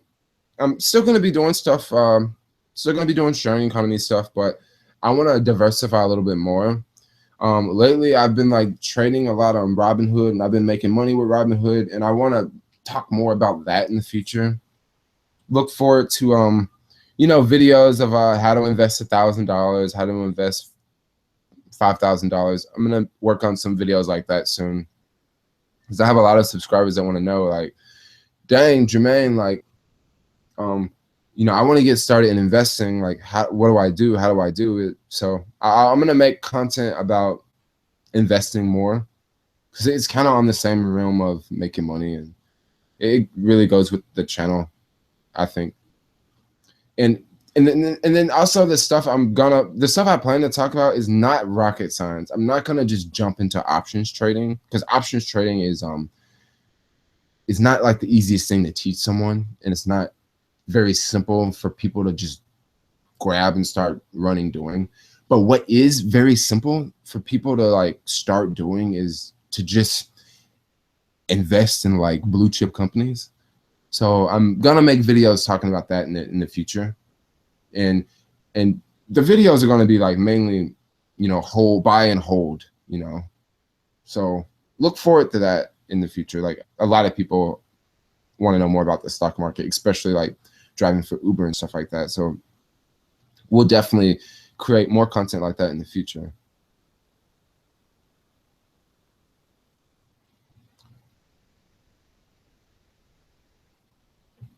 Don't quit, just switch to Monday, Wednesday, and Friday. That's definitely something that I could it's definitely something I was thinking about doing, is just shrinking the days. That could actually happen very soon. That could happen. Maybe I will do that coming up, because on certain days I really don't do as much. So on certain days when I don't do as much, I will literally force myself to go do something for a video. I'm like, okay, I'm chilling at the house. I want to lay in bed all day, but I'm not going to lay in bed all day because I need to make a video. So what do? I get up and I go out and I make $100 just to make a video, you know? And that's actually kind of cool, because that actually got me to get up and go make a video, and I made $100 extra. But on certain days, I don't want to just vlog about, you know, me working. Some days I kind of want to just work without the camera around. And sometimes I kind of want to work without going home and editing video and, like, you know, chopping up B-roll. And so maybe in the future I will like sort of like skip a day or two, but it's not something that I really want to do. And who knows, if I'm doing like entertaining stuff all the time, I'm always going to want to share that, you know. But on days where I'm just like not doing anything, I have to get like really creative when I want to make a video. Great story, run, Jermaine. I was running like, man, I'm going back to America, y'all. Shit, let me get out of my way. What advice would you give someone that wants to start a vlog, so hesitate about starting it or succeeding? Okay, I'm gonna just say this: blogging is not easy. So one thing I've noticed about my YouTube channel, it has been flat for the past 6 months. 6 months. There's been no growth because I've been making a lot of vlogs. Okay, vlogs can do a lot to your channel, or it can not do a lot to your channel. One thing about vlogs that's really good for a YouTube channel is it's content all the time that's being uploaded. Now, for someone who is not a big YouTuber, you may think that that's really important. Like you always have videos up, and yeah, that is important. But what's more important is to make videos that people watch over and over and over again. That's almost more important than daily content. Let me give you this example, like a how-to video. Okay, let's say I'm trying to cook something in the kitchen. I may watch a how-to video 3 or 4 times before I cook that item. Or if it's a cell phone, or if it's a video like how to repair an iPhone, I may watch that video 4 or 5 times, all right? Now, someone watching a vlog, they may not necessarily watch a vlog 5 times, you know? So some videos do a whole lot better. Vlogs can be tough. They can be really hard to start. I sort of started like oddly with vlogs because I was talking about Uber, and then I just started making vlogs about Uber. And now I'm just making random vlogs about traveling and everything. So I kind of started like a little bit differently. And I also didn't market my channel to be an Uber channel. I just market my channel to be a whatever channel. So to start vlogging is kind of tough. And another thing about vlogging is when you search the titles. So a how-to video, it's easier to show up in search. Like when I do a how-to video like how to be an Uber driver, those videos show up in search easier than a vlog. And that's really the main thing. And also sometimes vlogs, certain type of vlogs, I don't know. Vlogs, let me go to the next question. Welcome back.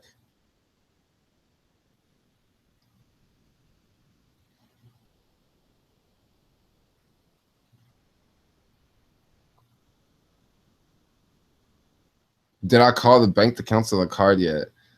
I actually haven't called the bank to cancel the card yet. The only reason why I haven't is because if I call the bank and cancel the card, I'm not gonna have like any money to buy things like online. And I look at it like this: they haven't used the card yet, so maybe they won't use it. I should probably call the bank and cancel it. I know someone's gonna be like, Jermaine, you call the bank and cancel it right now. But if I would have called the bank and canceled it, I would not have taken that Uber ride. I would not have ordered this UberEats food. I mean, I could ask roommates for money, but the problem is a lot of times I totally ask someone for money, but I need a card to order stuff offline because I order so much stuff online. So I'll call and cancel the card. How is Simon? Simon's good.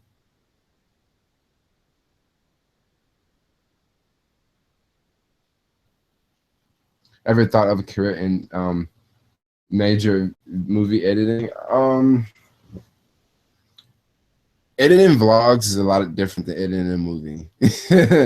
Put it like that. Editing vlogs is like this. Editing a movie is it's a little bit different. If I would go back to school, it would be for video stuff. Like that's what it would be for. And I've actually thought about taking a couple classes because I could learn how to edit videos better. And I can also network with more people that are in that field. Because that's one big problem I have here in the Bay. Like, I don't really know a lot of filmmakers here. Like, I know more filmmakers in New York and more filmmakers in, well, obviously way more filmmakers in LA. Just don't know that many filmmakers around here. And if I would take a class, like I can network with other filmmakers, that would be really cool.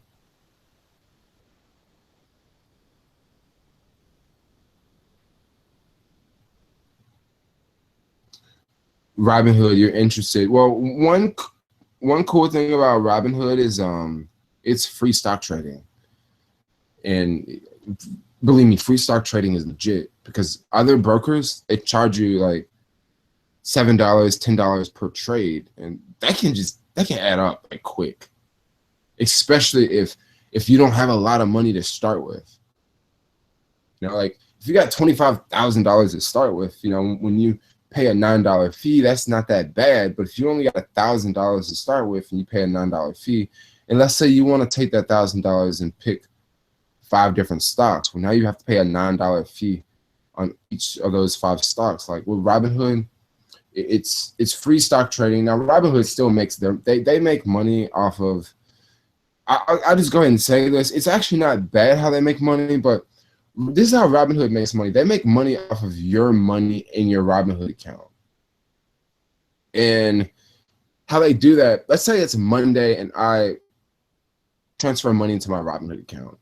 Well, I may not have access to that money for about a week. And that's how Robinhood is making money. Because within that week, Robinhood is like they're holding the money and they're loaning it out to other people, just like a bank would. And there's this thing called Robinhood Gold. Robinhood Gold is a margin account. So I have Robinhood Gold on my account, and it's $14 a month, and they give you $3,000 to trade with like every month. And for them to give you $3,000, you have to have, I think, at least like 5,000 or at least 3,000 in your account. And I know a lot of you guys are already wondering, well, what happens if you buy a stock with $3,000 and the stock goes below 3,000? Well, as long as you have like, money in your account, like it's cool, But if you're losing like way too much, yeah, it is going to be a problem. But usually what I do is I just buy, blue chip companies, or I buy a company that's paying a nice dividend, and that dividend will offset the $14 a month. So it's almost like, as long as the stock is going up, or as long as the stock is staying where it is, I'm making enough money off of the dividend to cover the $14 monthly fee. Let me give you guys another example. So, like I may pick a stock and it pays a monthly dividend of $25 a month. Okay. Now it only costs me $14 a month to borrow the $3,000. So I've, already made what, $11 off of just holding it, just off of the dividends.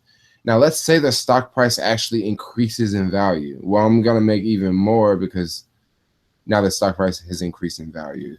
Now I'm gonna talk more about this in other videos. I'm just on a live stream and I'm just giving you guys an example.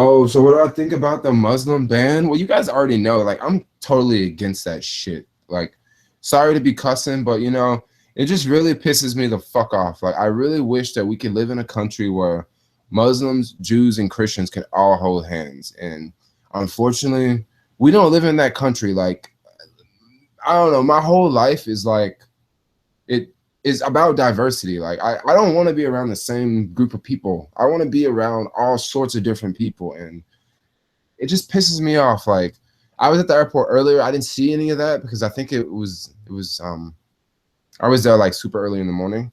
But that whole Muslim ban, like, I love everyone. I mean, building a wall pisses me off. Like, I actually get offended like when I hear that, because like, it's just stupid. Like, most people don't know this, but building a wall is not going to stop illegals from coming into the country. It's just not going to stop them. It's going to slow them down. It's not going to stop them. You know why it's not going to stop them?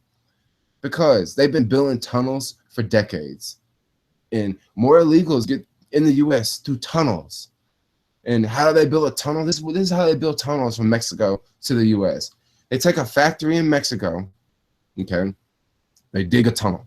They dig a tunnel all the way through. Now, this doesn't take a month or a week. This takes a long time to freaking build a tunnel. And they'll build a tunnel, and it's going all the way underground, and it'll have the tunnel, and it'll have it coming out of a house, on the other side. And the tunnel could be miles long. And that's how illegals are getting into the country. Forget a wall. Like, you can build a wall 100 feet tall. But check this out. Mexicans, they smart enough, they gonna build a damn tunnel, and they gonna go through a tunnel. Like, you ain't gonna stop them, dude. You're not gonna stop them. Like, people wanna come to the US, they coming here. They're coming. They're gonna figure out a way. I mean, people are gonna get here. I mean, those damn terrorists got here. I mean, so it's not going to stop anything. Like, it's just going to waste a lot of taxpayers' money. That's what I think.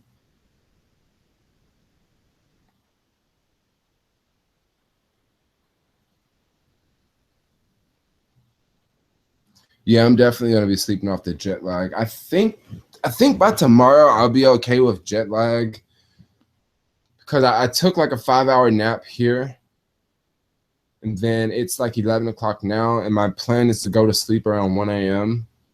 If I go to sleep around 1 a.m., if I wake up around 7 a.m., I should be back on schedule. I should be back on schedule. You're building a brand. Oh, thanks. No question, you got a natural touch at editing. Yeah, I love editing. Like editing is so much fun. I mean, sometimes I wish like my camera would not be out of focus so much because that thing it drives me insane. But I'm actually thinking about getting another Sony camera. I'm thinking about selling my Lumix LX10 and getting. There's another Sony camera with like dope autofocus. It's a pocket point and shoot. It's the RX Mark III or something. The only problem, it only shoots 4K for like 5 minutes, which is kind of a bummer. And it's like $1,000. So I don't know. I may get that one, or I may just start back to shooting with this camera. Because this camera, the autofocus is not bad, especially with this lens. This lens is perfect for vlogging. The reason why I like that, the reason why I shoot with this camera is because of you can zoom hella far with this. And for B-roll, zooming like really helps out with B-roll. Can you see the comments? Yeah, I can see the comments. You got questions?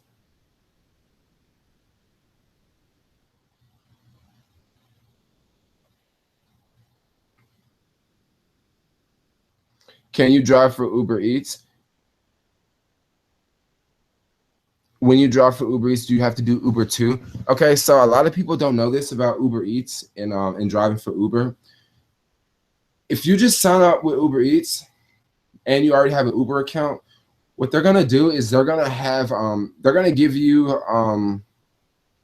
both requests at the same time.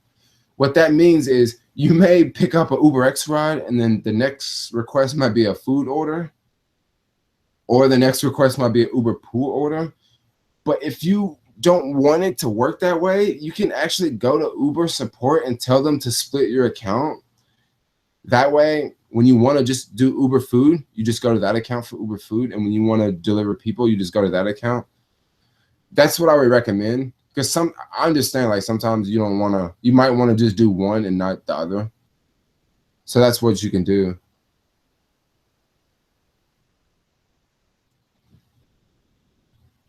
I love video and like I think this year I'm probably gonna just do more like videography stuff. Like more, I wanted to get more into interviews. Like believe it or not, I'm still a little shy when it comes to the whole interviewing thing. Like yeah, I don't know. I'm not really shy, but like I guess when I have that certain assignment, I can go for that assignment, and I just haven't had that assignment right now.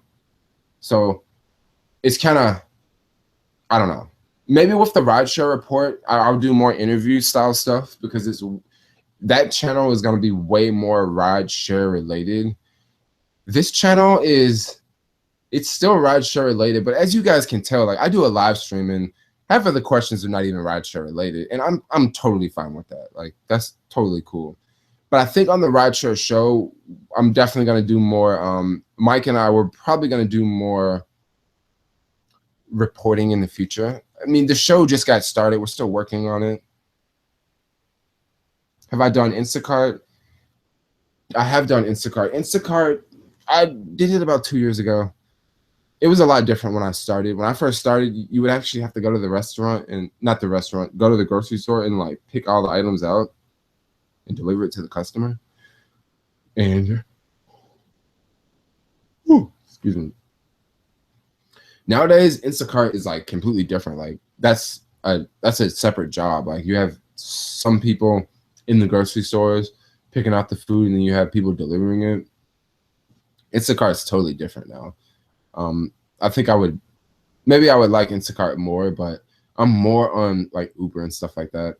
And TaskRabbit, I'm gonna jump more into TaskRabbit because I don't even. Gosh, this is so bad. I let my license expire. Like I left the country, and I thought I could renew my license like online.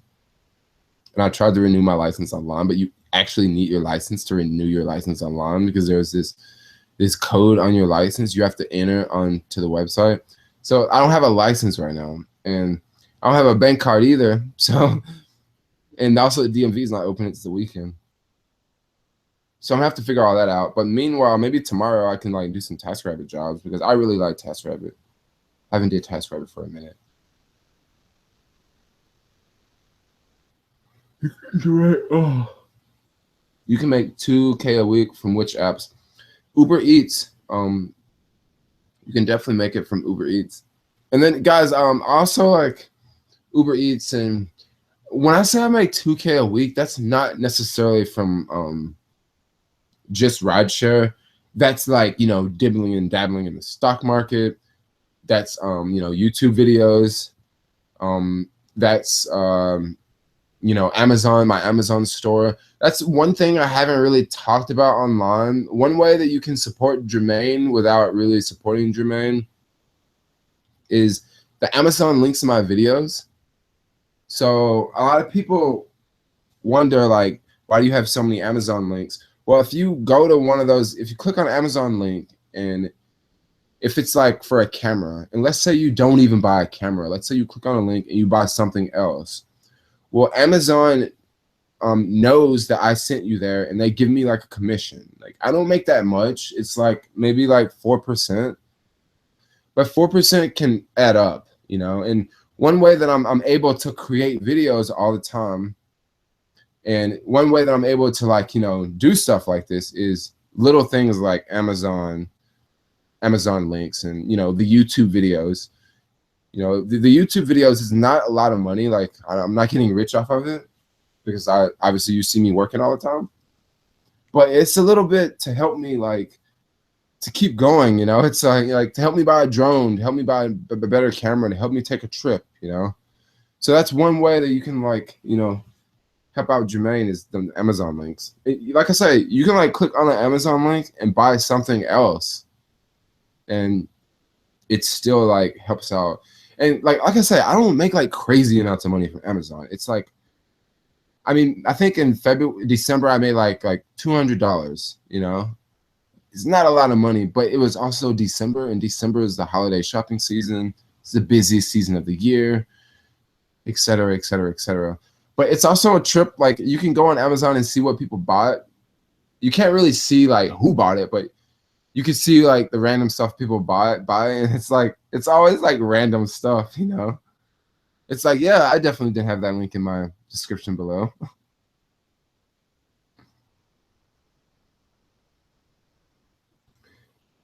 Be careful with the endorsements you choose.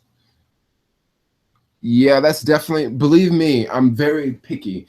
I get messages all the time from companies that are like, we want to send you this product, and we want you to promote this product on your channel.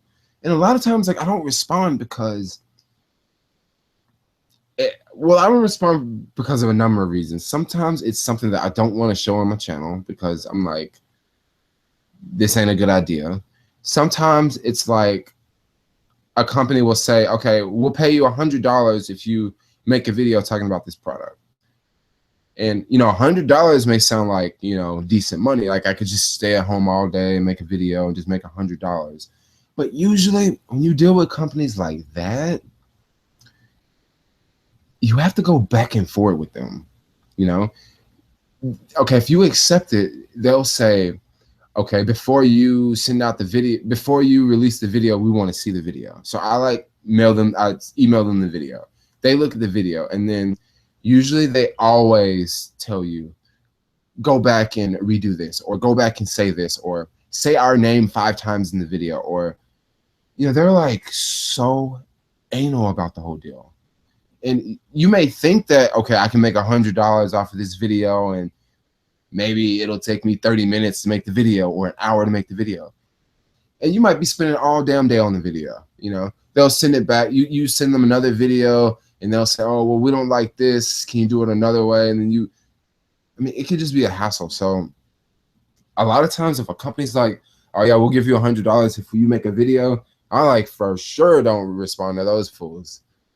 But there is a company that have been a Chinese company that's been getting after me for quite some time. They want me to do a review video on glasses, and I actually said I would do it because they didn't require me to, you know, they were not giving me money up front. You know, they said, look, when you do a video, we'll send you the product, and we'll give you a link.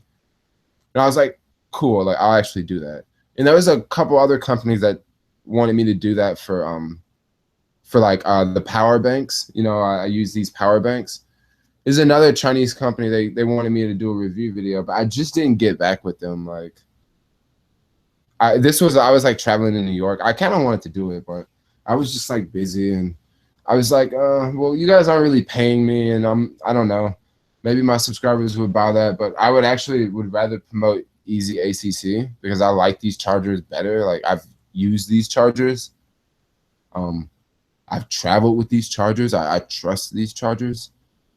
Um, not all these aren't all equal, by the way. Like, some of these, I've had them before and they like stopped working, and yeah, so I don't want to just promote crap on my channel. Even Turo contacted me. If you guys follow Uberman, you know that Uberman, he rents out his cars with Turo, and Turo actually, I believe they contacted me before they contacted Uberman. They wanted me to do a review video to talk about Turo to get drivers to sign up with Turo, and the reason why I never did Turo because I felt that it wasn't a great match for the channel.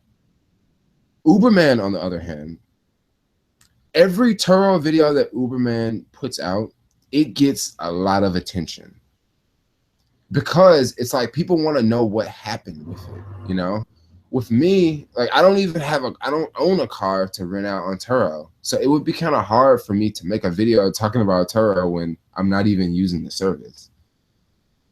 So, like, I wanted to do one with Turo, and Turo, they're actually the money that Turo was paying out was kind of decent if people would sign up. I'm not gonna get into it, but I was like, dang, like, that's not bad. But at the same time, if I'm making a video and it's not really helping out people, they're not gonna go sign up.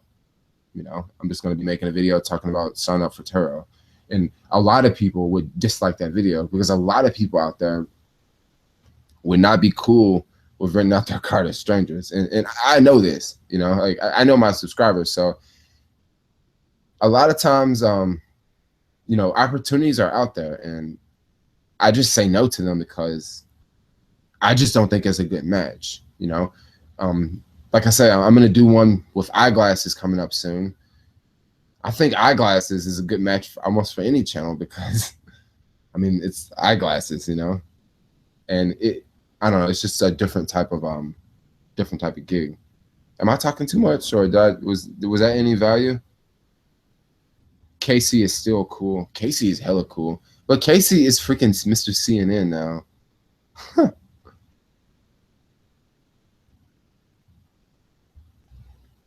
Oh, so did they stop the ban, the Muslim ban? I'm getting down the comments now. Did they stop it? They should. That was ridiculous, man. I mean, you got people in the airport stranded. You should have just told them when they're in their country, look, you can't come to the US. Don't let them get here and then freaking keep them locked in a freaking airport. I mean, that's hell. Like, we're not America anymore. Like, we're under a dictatorship or something like that. Yeah, that's what I think.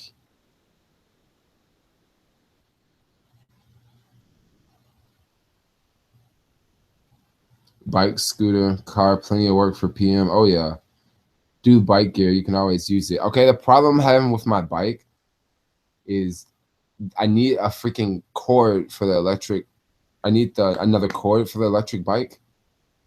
So I'm gonna have to order that off Amazon. And remember, my card, like, I don't have a card, so I gotta wait till I get a card. And my other bike, my green bike, is locked up outside, and I lost the key to the lock. So I'm gonna have to freaking go get bolt cutters and cut the lock. You know, where am I gonna find bolt cutters around here? I don't know. Turo, yeah, I was saying Turo.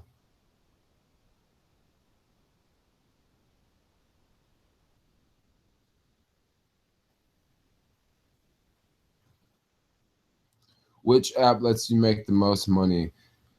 I would say Uber Eats is the app I make the most money off of. I really wish that was TaskRabbit because I really like TaskRabbit. The jobs on TaskRabbit are really nice.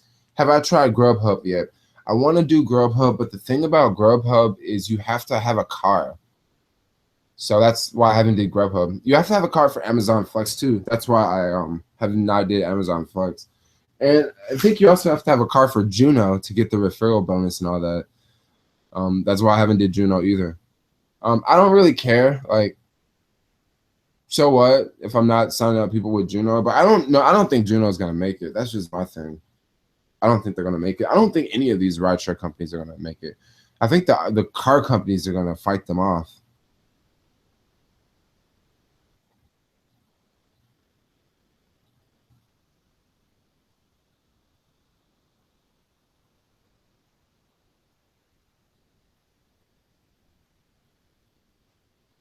Oh yeah, the easy ACC battery packs. Yeah, man, the 10,000 milliamp. I mean, honestly, 10,000 milliamp is like a good amount to have, especially if you're out all day, and especially if you need to charge two devices. Because every now and then I need to charge two devices. Now, I probably will be upgrading to the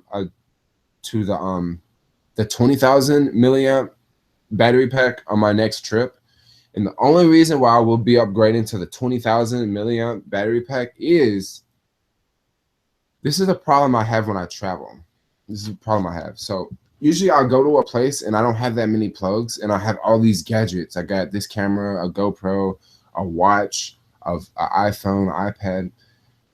So with this charger, you can charge it into the wall, but if you charge it into the wall, you can't charge other devices at the same time. With the 20,000 milliamp battery pack, you can charge the device into the wall, and then you can also have things charging in here. So you can charge more stuff off of one outlet.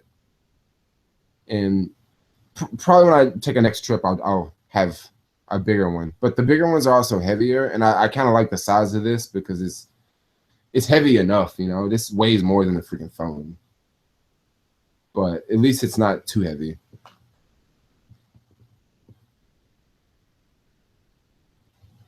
Oh, good. So that it was the ban was saved by a judge. That's good to know. Who's Casey? Casey Neistat. They're talking about Casey Neistat.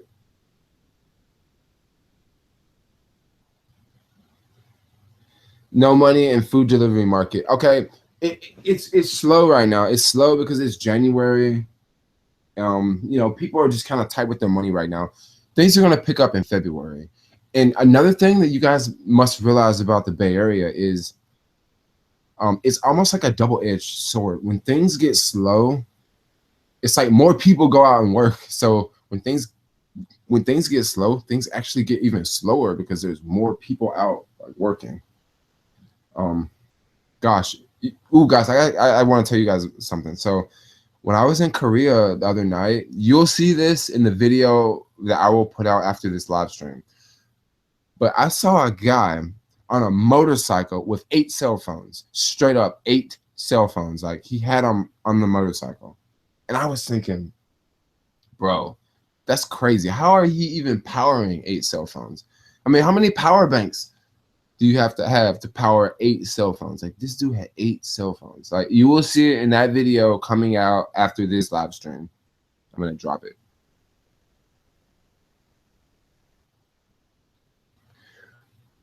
Would I recommend Uber Exchange?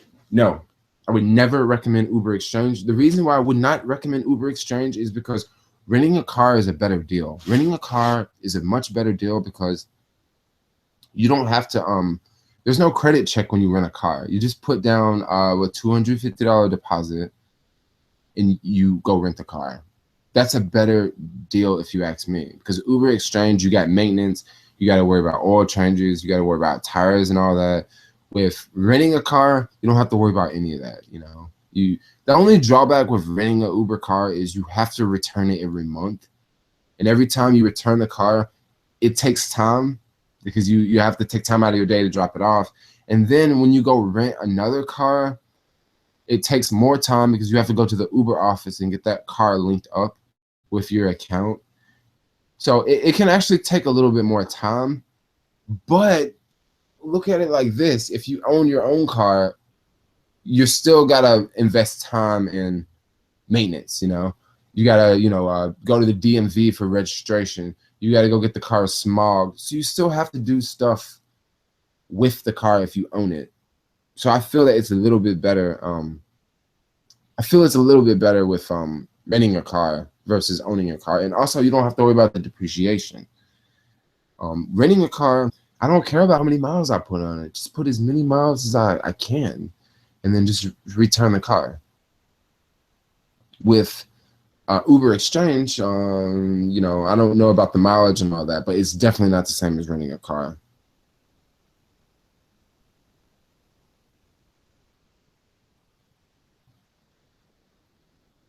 Jermaine Blake from Seattle, what up?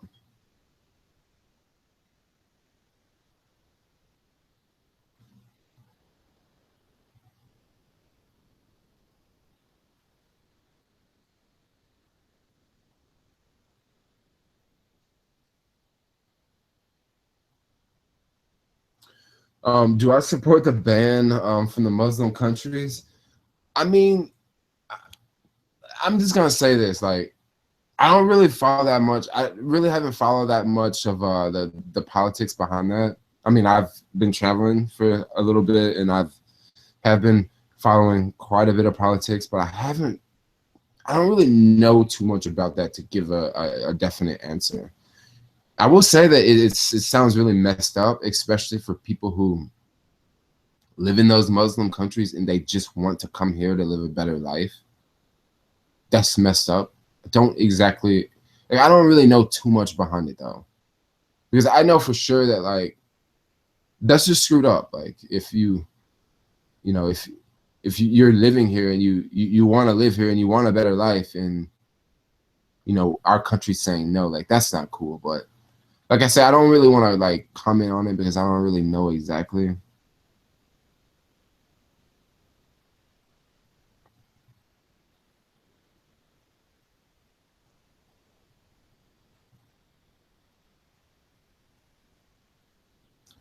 300 a week. What are you waiting for? Being hungry for this entire video? Did you get your stomach?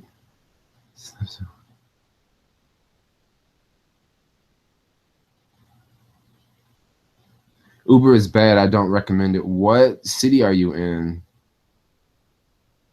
There's no money to make with Uber. Too much expenses. There are lots of expenses with Uber. That's why I like. That's why I like to. That's why I promote rental cars in the videos. Like, that's why I promote rental cars. Like, I see a lot of other channels out there. They say just sign up for Uber and make money with Uber. You know, I say sign up and drive and make money with Uber, but I also say don't use your own car if you can. If you do use your own car, just be smart about it. Like, work the best hours. Like, make it work for you.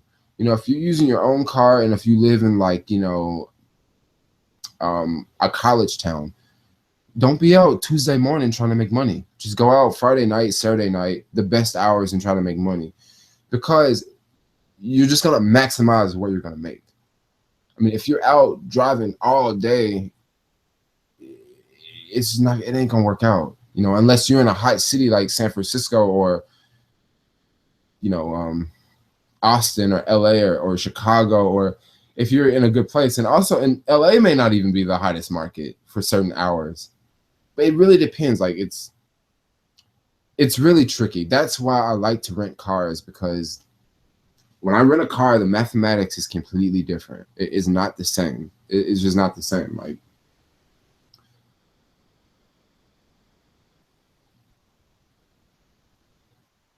yeah, I don't understand why it is kind of crazy. Like, our tax dollars go, why can't we just keep our freaking tax dollars in the US? You know, why can't we make better schools for our countries? Like, why do we have to constantly give money to countries that hate us?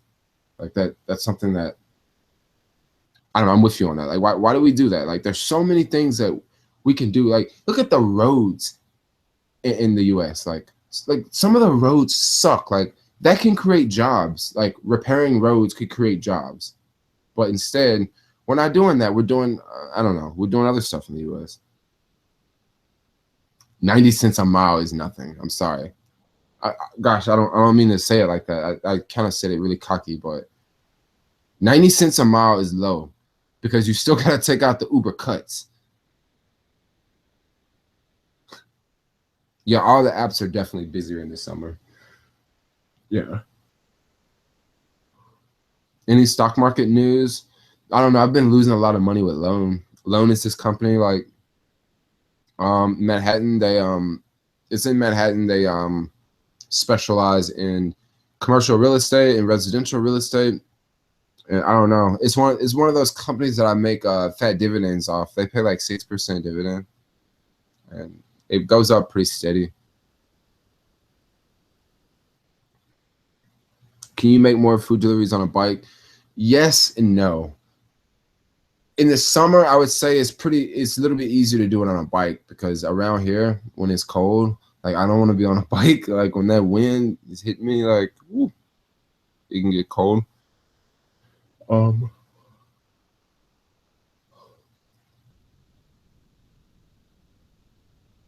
8 phones when it's slow, just 3 apps. Well, yeah, you guys gonna see that video. The guy had 8 phones. I thought it was a trip.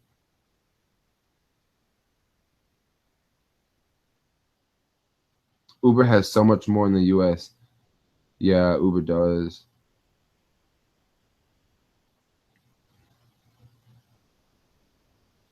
Yeah, so Lending Club is I'm still on Lending Club. I like Lending Club too. I like to just have a diversified portfolio.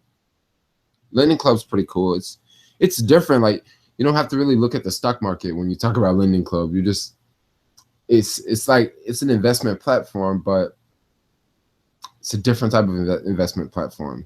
You mainly got to look at the economy when you're dealing with Lending Club.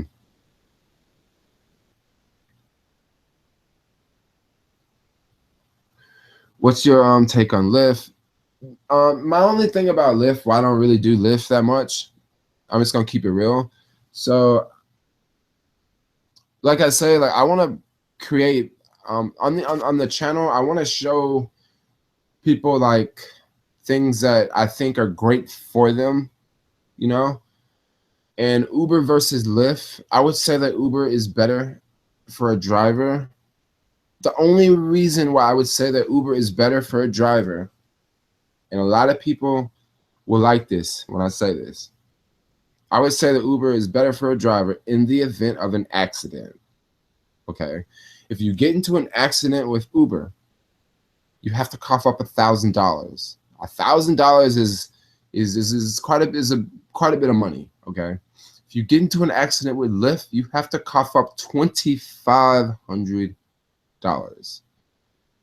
And that's one big reason why you don't see me driving for Lyft. Because, I mean, I have $2,500, but if I get into an accident, I don't want to give $2,500 when I could pay $1,000, especially if it's my fault. Now, with Lyft, if it's not your fault, you still have to pay $2,500. I don't exactly know if that's the case for Uber. It may be, but so what? At least it's only $1,000 you got to cough up. $2,500 is quite a bit of money. I mean, you can make $1,000 in a week. $2,500, people aren't just making that in rideshare in a week. So that's like one big thing that keeps me away from Lyft is their insurance deductible. Because you never know when you're gonna have a crash. You just don't know. Like you don't know when someone else is gonna hit you, and then they take off running, and now you gotta pay $2,500. Shit. If someone hit me, I would just rather just pay 1,000. Instead of 25. Let me know what you guys think about the 2,500 and the $1,000. Like, is that a somewhat? I mean, can anybody relate with me on that? I don't know. Maybe you just got $2,500 just chilling around, and if you get into a crash, that's not a big deal for you. But for me, I mean, I would just rather pay 1,000 than 2,500. Like, I really want to know some feedback about that.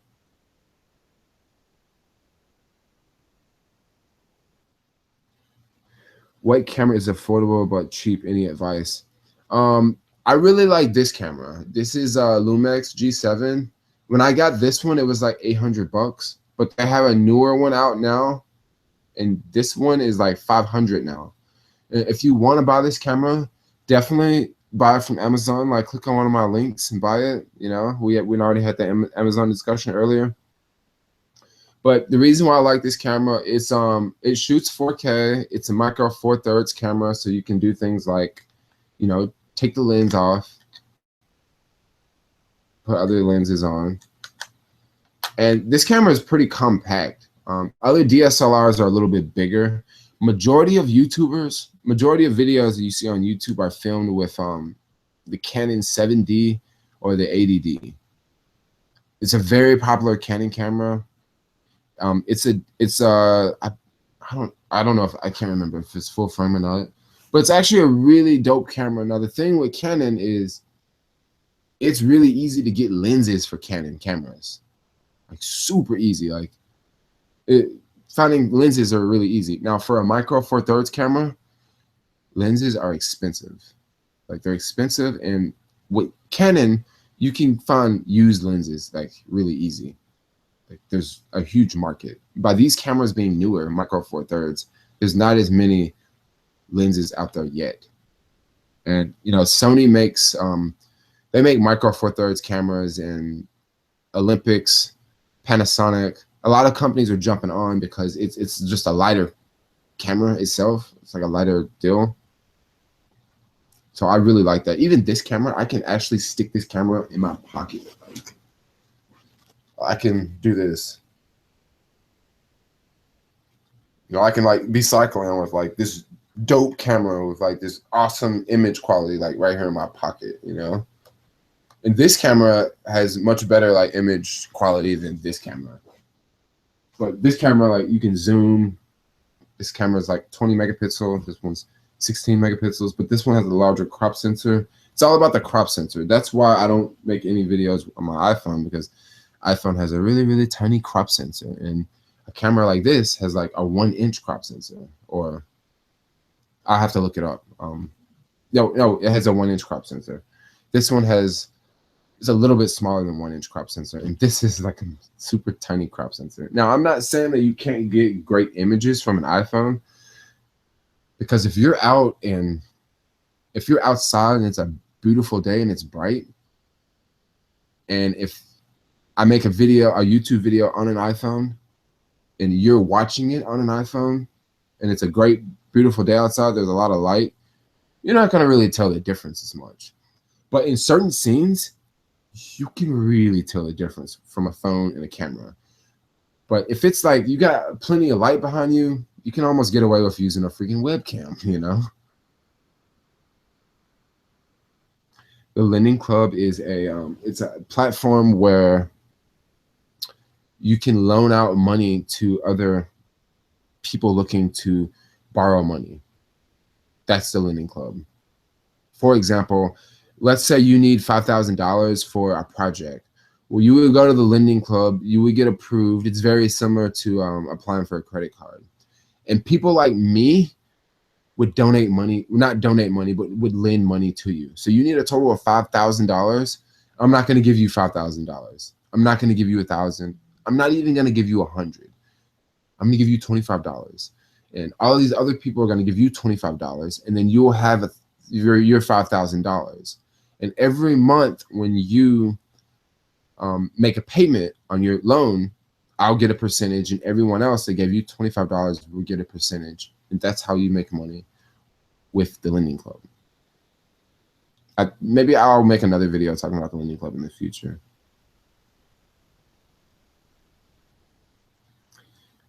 Why do you say in one of your recent videos that females are disliking your videos? Ooh-wee. You guys just asked me on a live stream, so I'm just gonna go out and say it. So I'm just gonna be honest, like, I don't mean to be racial or anything, but I just feel that, like, I've noticed in videos, if there is a white girl in the video, it always gets dislikes. Like, and it just makes me wonder, like, why is that? Like, why is that? And I don't know. I don't want to really just talk about that too much in this live stream, but I said that much, and I'm like, dang, like, why is that? Like, are other females like, I mean, I'll date anybody, you know, but it's like a lot of times a girl may be in the video and I'm not even dating them. And I just noticed that, like, dang, that video just got a whole bunch of dislikes. Like in my South Korea video, like I met this girl in South Korea, and like I didn't even put her in the video because I'm like, dude, the video is probably gonna get a whole bunch of dislikes from females, and I don't even know if it's from females, but like I don't know. It's just next question.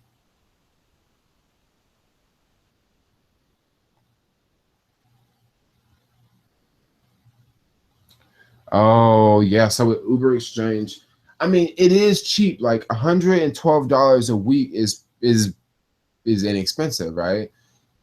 But then you still got to cough out the insurance, and then it doesn't include the warranty. So there's other things that you got to add with the whole Uber Exchange.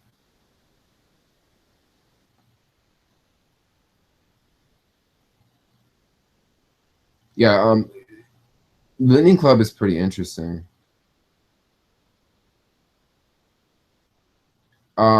Anyone new to rideshare, not just buy an electric car or a gas car? I wouldn't recommend just jumping on an electric car right now. I would say that the technology is still a little new, or it really depends on where you're driving and how you're driving. Are you just driving a couple hours on the weekend, or I don't know if I would just jump into an electric car for rideshare. I would. I see a lot of drivers in the Bay. Like I see a bunch of brand new Priuses like riding around, like a bunch of brand new Priuses, and they're driving Uber. And I think what a lot of people are doing is they just want a car so bad, a new car so bad, and if you have bad credit, you can go through Uber Exchange and you can still get a car. So I think that's just one way that people are able to get cars. They're just doing it through Uber.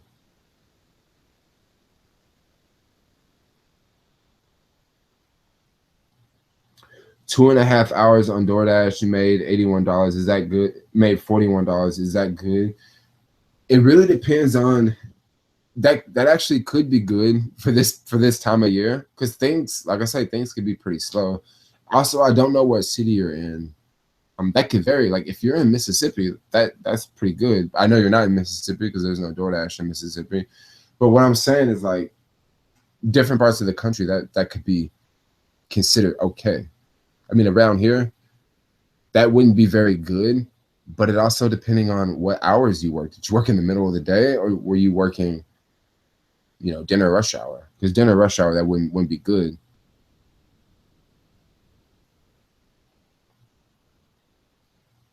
Okay, so 250 to rent a car. How much do they charge for the whole day? Well, it's like 250 for the deposit, and then it's roughly $200 a week for the rental car.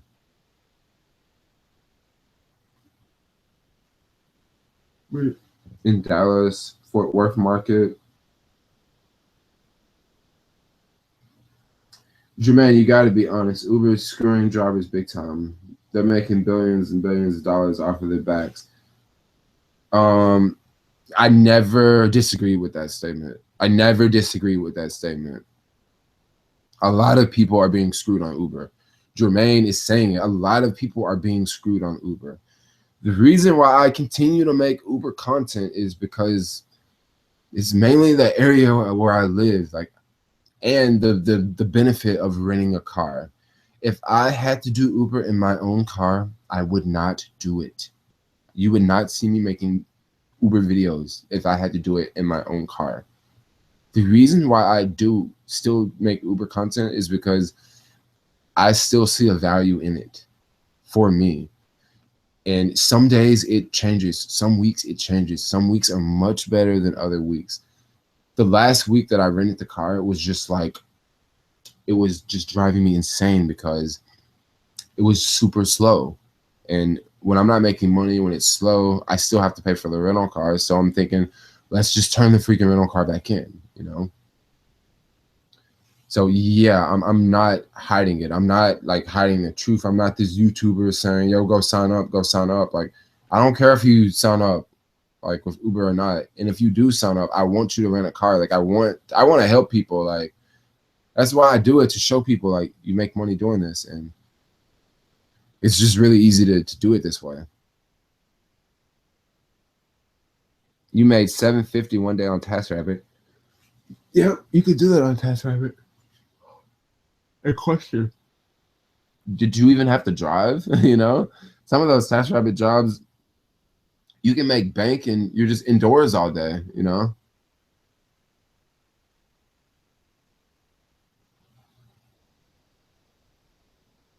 $2,500 deductible on Lyft. Yeah, it is crazy. It is crazy. Like, I really wish they could change that.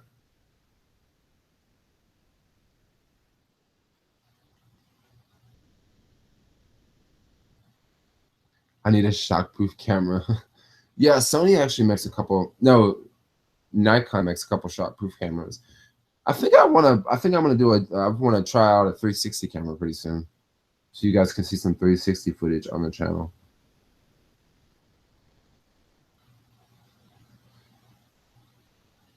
Yeah, the I was talking about the Lumix G7, not the Canon G7. I'm not a big fan of Canon. Like, I don't know.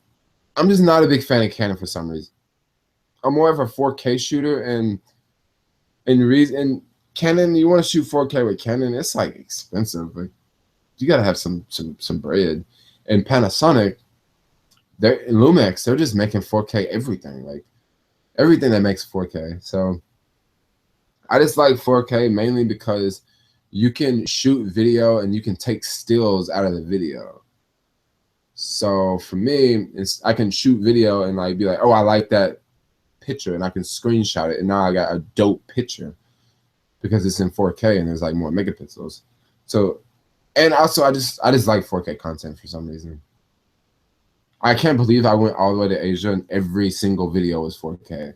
I was telling myself, dude, I'm just gonna shoot 1080p, but I was able to like shrink the files down, and I would have like a 1080p file and it's like 2 gigs, but the 4K file is like 2.5 gigs.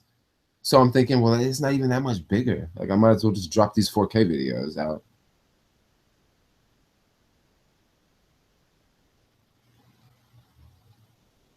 That's a good idea about crowdfunding. Yeah, crowdfunding is fun. Vlogging for the least. You back? I'm back in the US, Alex. Alex, make sure you watch tomorrow's video. Craziest thing happened to me in Korea. Craziest thing happened to me in Korea. Video will be out tomorrow. And I also got a video coming, another vlog coming out after this one. And now tomorrow, all the vlogs will be caught back up. Like, it'll be back to normal.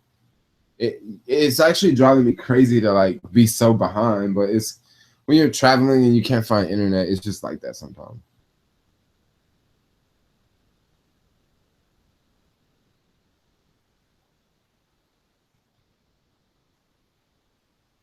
I think Uber Exchange is it's I don't think it's a good thing.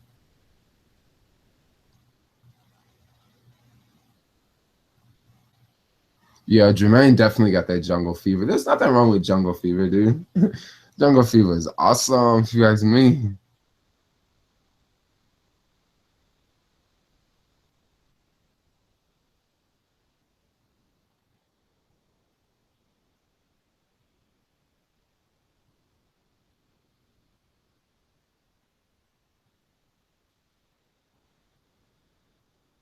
Yeah, I don't know why the video with Eric and I got so many dislikes, but I've noticed that like with Vanessa, my ex-girlfriend, if she was ever in a video, it always got a lot of dislikes too.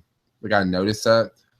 But then I also noticed like videos with Liberty and I got like no dislikes. Well, they maybe just a few dislikes, but like it would get way more likes than dislikes. So it just makes me wonder, like, well, dang, like, all right, so I don't know.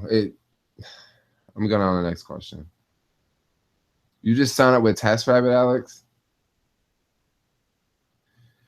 Any chance of getting another car? Are you getting another car since you're back? It really depends on the weather.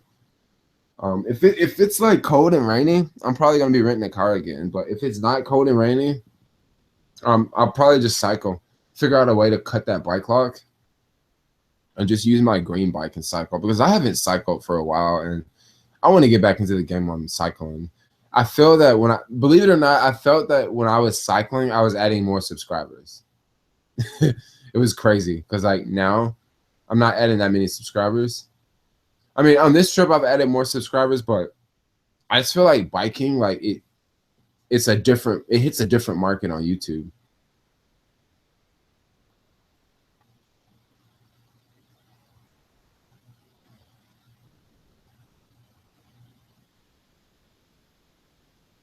Yeah, Postmates Friday and Saturday nights are pretty popping. It's like Saturday night here. If I had money, like I would probably be out, but also I don't mind. I could just chill at home. It's really nice.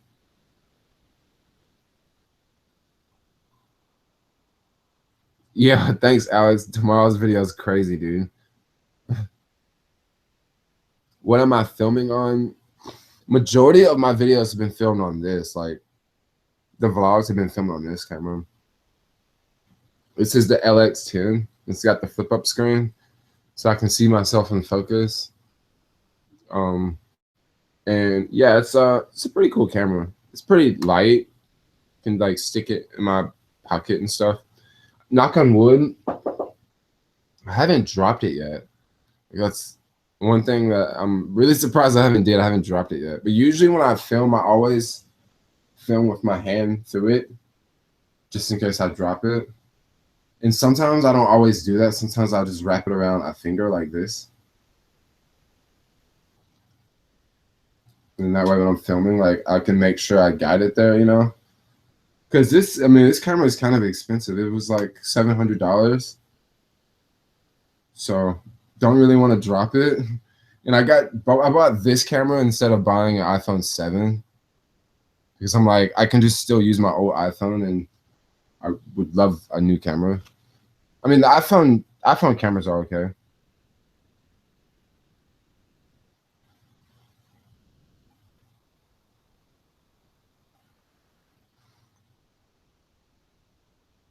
Okay, 2010. You wait on your background from Uber. What city are you in? Are you in the Bay Area or are you in what city are you in? Because you want to drive 40 hours a week. If you're driving 40 hours a week around here, you can make it work. It really depends on where you're at.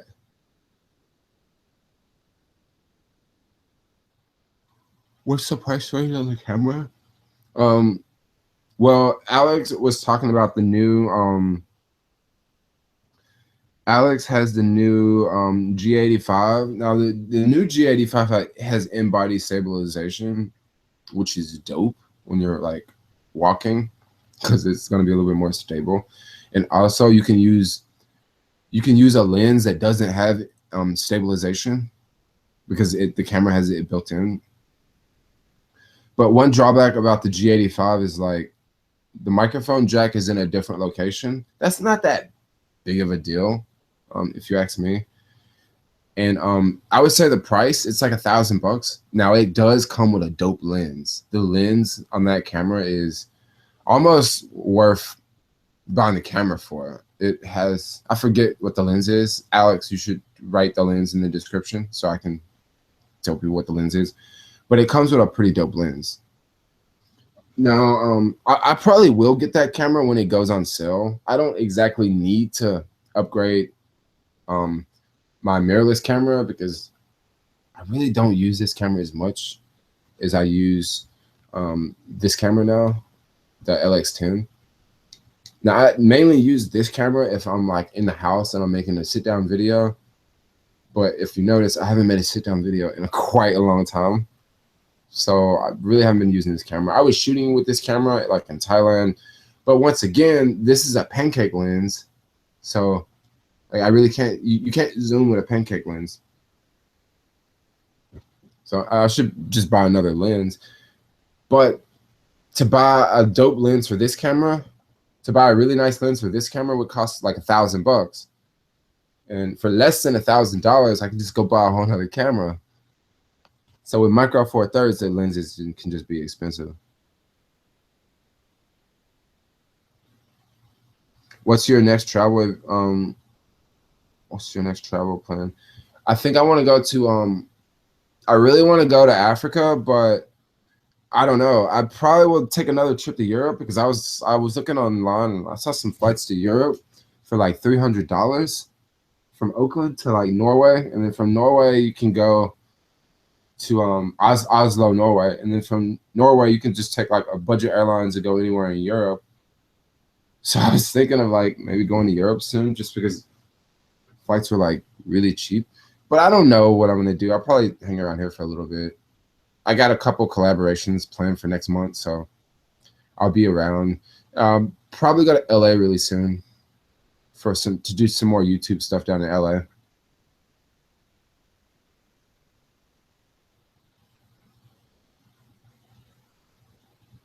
Oakland's chill. Oakland's a lot of fun. I like Oakland.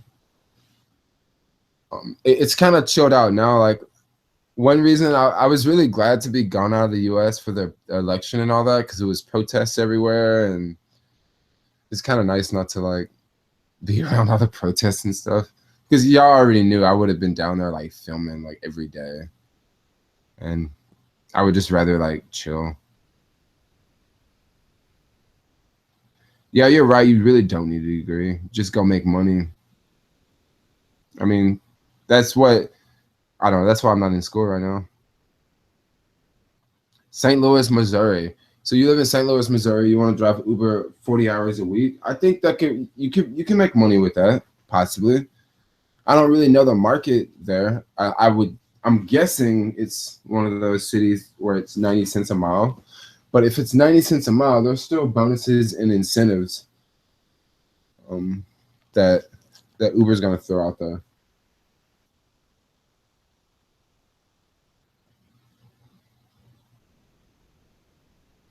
Yeah, if I'm definitely gonna switch it up to cycling, especially if the weather is like this. From what I hear, the weather's been a little bit better in the Bay.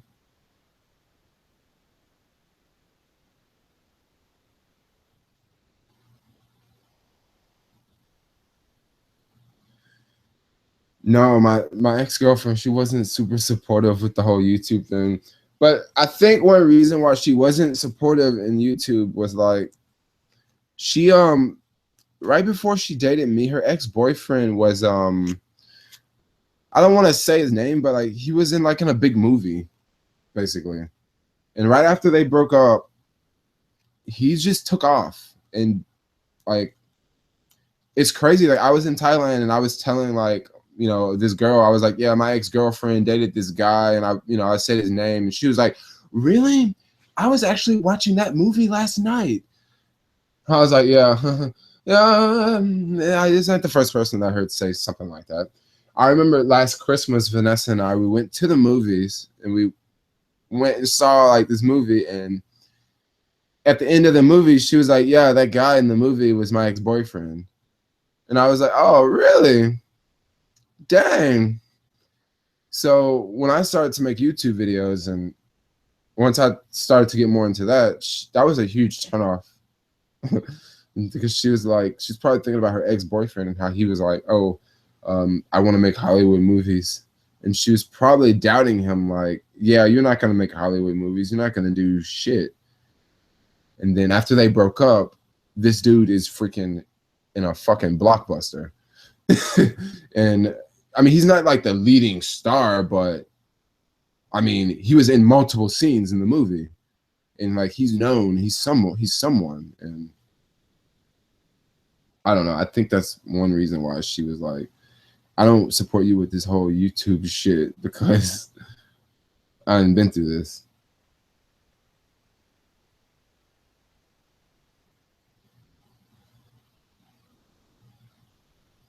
Okay. All right. Do you know why the iPhone 7, but when you upload it to YouTube, it says 720p? Okay, so to upload 4K video from an iPhone, you got to do a couple things.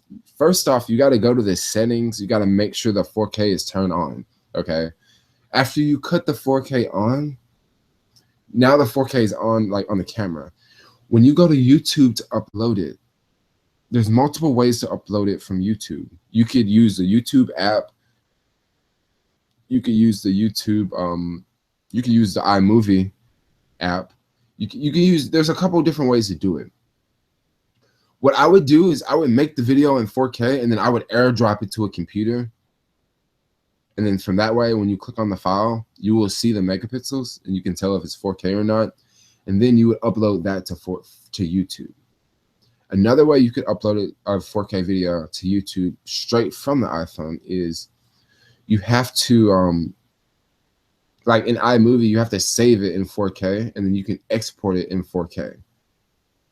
It's another way you can do it from the phone, but you also have to have a really hot internet connection to do it. Otherwise, it's not going to work. Short video, it'll work. Like if it's like a 2-3 minute video, it'll probably work. But you can't upload 4K over LTE because it's just not strong enough. You got to have an internet connection. You got to have a Wi-Fi connection to upload the 4K. So 4K can be really tricky. And then after you upload the 4K content, you cannot view 4K content on an iPhone. I think the iPhone 7 is 1080p. So the screen is actually going to be 1080p. So if it's a 4K video, when you view it on an iPhone, it's only going to be 1080p. None of Apple devices you can view stuff in 4K except for the Apple 5K monitor. They have one desktop that's 5K. That's the only Apple device that you can literally view 4K content on.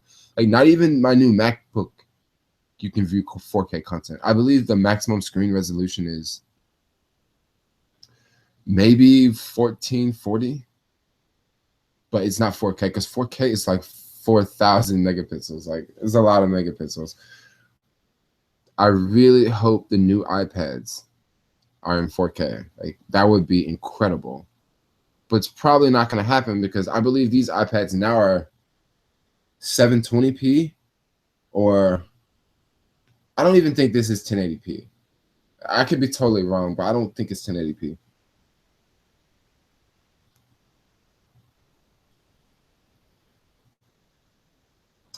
Lyft raised the rates in Nashville. Wow, that's good. How's things going over there, Lyft Nashville? How much does it cost to fly internationally? It can be really inexpensive. Like I was just telling you guys, I saw some flights from Oakland to Norway for $300. It could be inexpensive depending on where you're going, depending on what you're doing. Like if you're staying at fancy resorts the whole time, it's gonna be more. But if you're staying in like backpacker destinations, like I was half the time I was staying in a resort, it can be pretty cheap. My flight was $660, so it was pretty cheap for Asia. Because I remember the first time I went, I think my flight was like $900. But back then, now the dollar is stronger, and I think the Thailand currency is even weaker, so that offsets the price of flights. A couple years ago, I was going to take a flight to Australia. Flights were $2,500 because the Australian dollar was really high, the US dollar was really low. But today, it's the opposite. You know, Australian dollar is low, and then the American dollar is higher. So it plays with the prices of flights. It makes the flights really cheap, and that's why you can get flights to Europe for like $400 right now. And when the euro was stronger, man, flights were like 1,000. So it fluctuates quite a lot. I live in Oakland. Could meet up sometime. Yeah, let's meet up. Let's meet up. I'm definitely. I want to do a meetup. Like I'll probably do. I don't know. I can't do it next week because it's Super Bowl. But if you like email me, like I'll be hanging out. Like I'm not gonna be working for the next couple of days. I'm just gonna be like chilling and getting my life back together, organizing the house and stuff. So yeah, definitely link up. Like email me. Email me. We can hang out. Like I definitely want to hang out with folks. Happy birthday. Oh, thanks.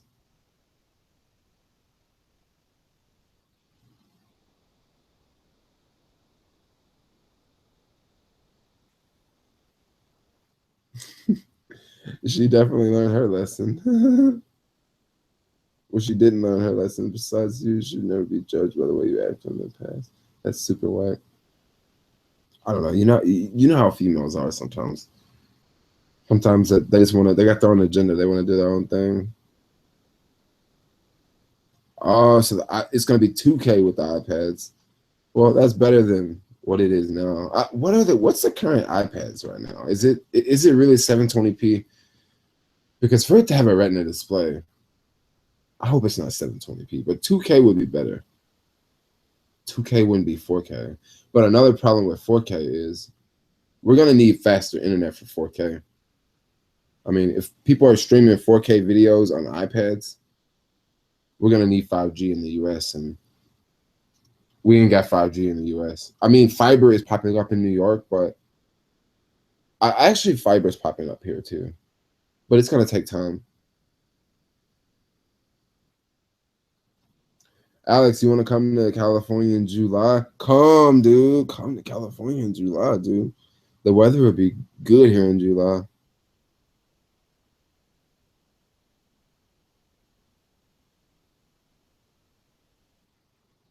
How about a 3-day cycling vlog? SF. I'll do a cycling vlog. Or definitely do a cycling vlog. The air is on and it's just cold air like just blowing straight on my head right now. I'm like, what's up with that? Who are you rooting for in the Super Bowl? Honestly, I don't know who's playing the Super Bowl. Can someone put in the comments who's playing the Super Bowl?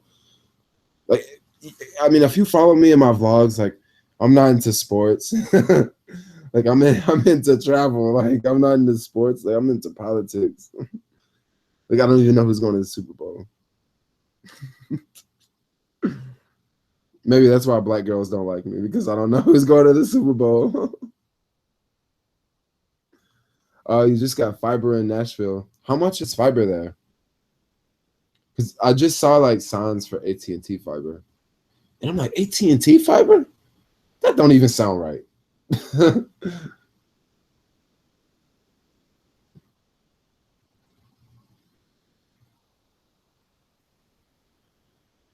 Atlanta. Oh, dang, this live stream is 2 hours and 37 minutes. That's another long one. And then I'm gonna freaking release another vlog after this one. Holy crap.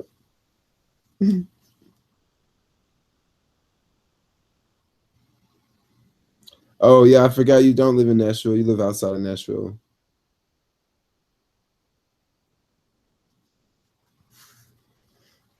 Guys, I think I'm getting tired. My room is a mess. Like there's stuff everywhere. Cause I left and people just use my room as a storage room. So like check it out. Check out my room, guys. It's like a wreck. There's just like stuff everywhere. Like I'm gonna have to clean.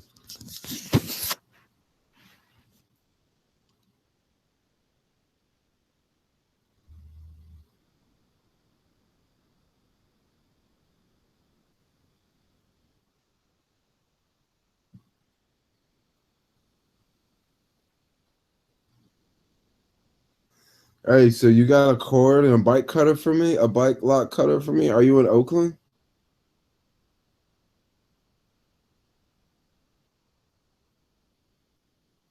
Are you in Oakland? Penny stocks. Man, I don't really know that much about penny stocks because a lot of times I just do swing trades or I just do buy or I just a lot of times I do swing trades or I just do buy and hold positions. And you might wonder what's a swing trade? A swing trade is when like you're following a stock and like you see that like okay, it's going up today, it's going down today, it's going up today, it's going down today. You see it bouncing back and forth. And what do? Is you just buy it on a low day and you hold it. You wait till the price goes up a little bit more and then you dump it. That's like swing trades. It usually happens like on the weekends or around earnings season. Like right now, well, the past couple weeks was like earnings season for a lot of companies, and like GoPro was one. GoPro jumped like 10% or something. That's because around earnings seasons, stocks usually go up or down based on the earnings.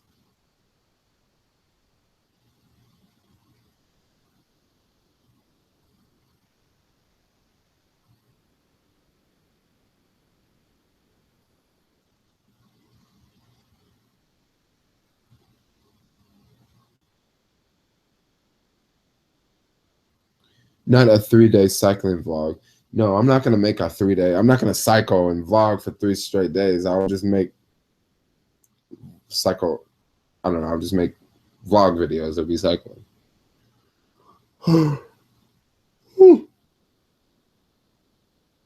All right, guys. I think I'm getting tired.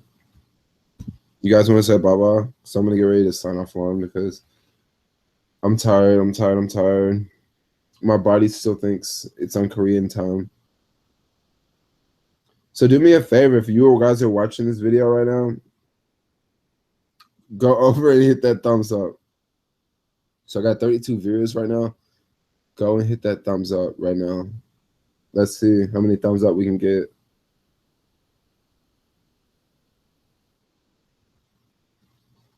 It's so funny I did this, and then I'm like, oh no, do this, do this, do this.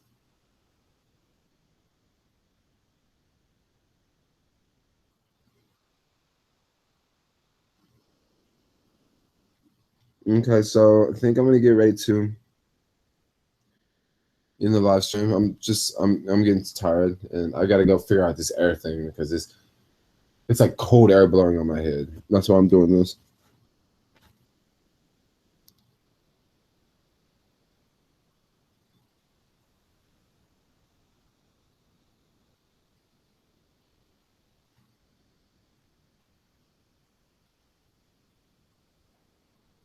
Dang, dude, you in New York? Like, you so far away from me. How am I gonna get them boat cutters? I need to cut my bike off like tonight, so I can go cycle tomorrow, or at least I can go cycle like to the bar in Oakland. Come on, what bar in Oakland? What bar in Oakland do I go to? It would be really fun to go to the Hollow. Definitely not going to that. Definitely not going to the Hollow tonight. Well, cool. If you guys are out there making money with Rideshare, rock on, make that money, lift on, Uber on, rock out, do your thing. I'm gonna get rid. I'm gonna do the South Korean video. It should be online in maybe like 10 or 15 minutes. Well, it should be online in maybe like 5 minutes because it's already uploaded. I just gotta add some data. And yeah, thanks a lot for watching. Like, comment, subscribe, and come to New York. They open up a few new bars downtown. Cool. I'll be back in New York soon, Alex. Don't worry. I'll be back in New York soon. And we'll chit chat, Alex. But anyway, yeah, definitely make sure you watch tomorrow's video. It was like cray. It was cray. Definitely give me a thumbs up on tomorrow's video because it was crazy. But anyway, I'm gonna get off here. Peace out. I'm glad I got home safe too. Left Nashville. It was a crazy experience. But yeah, thanks a lot for watching.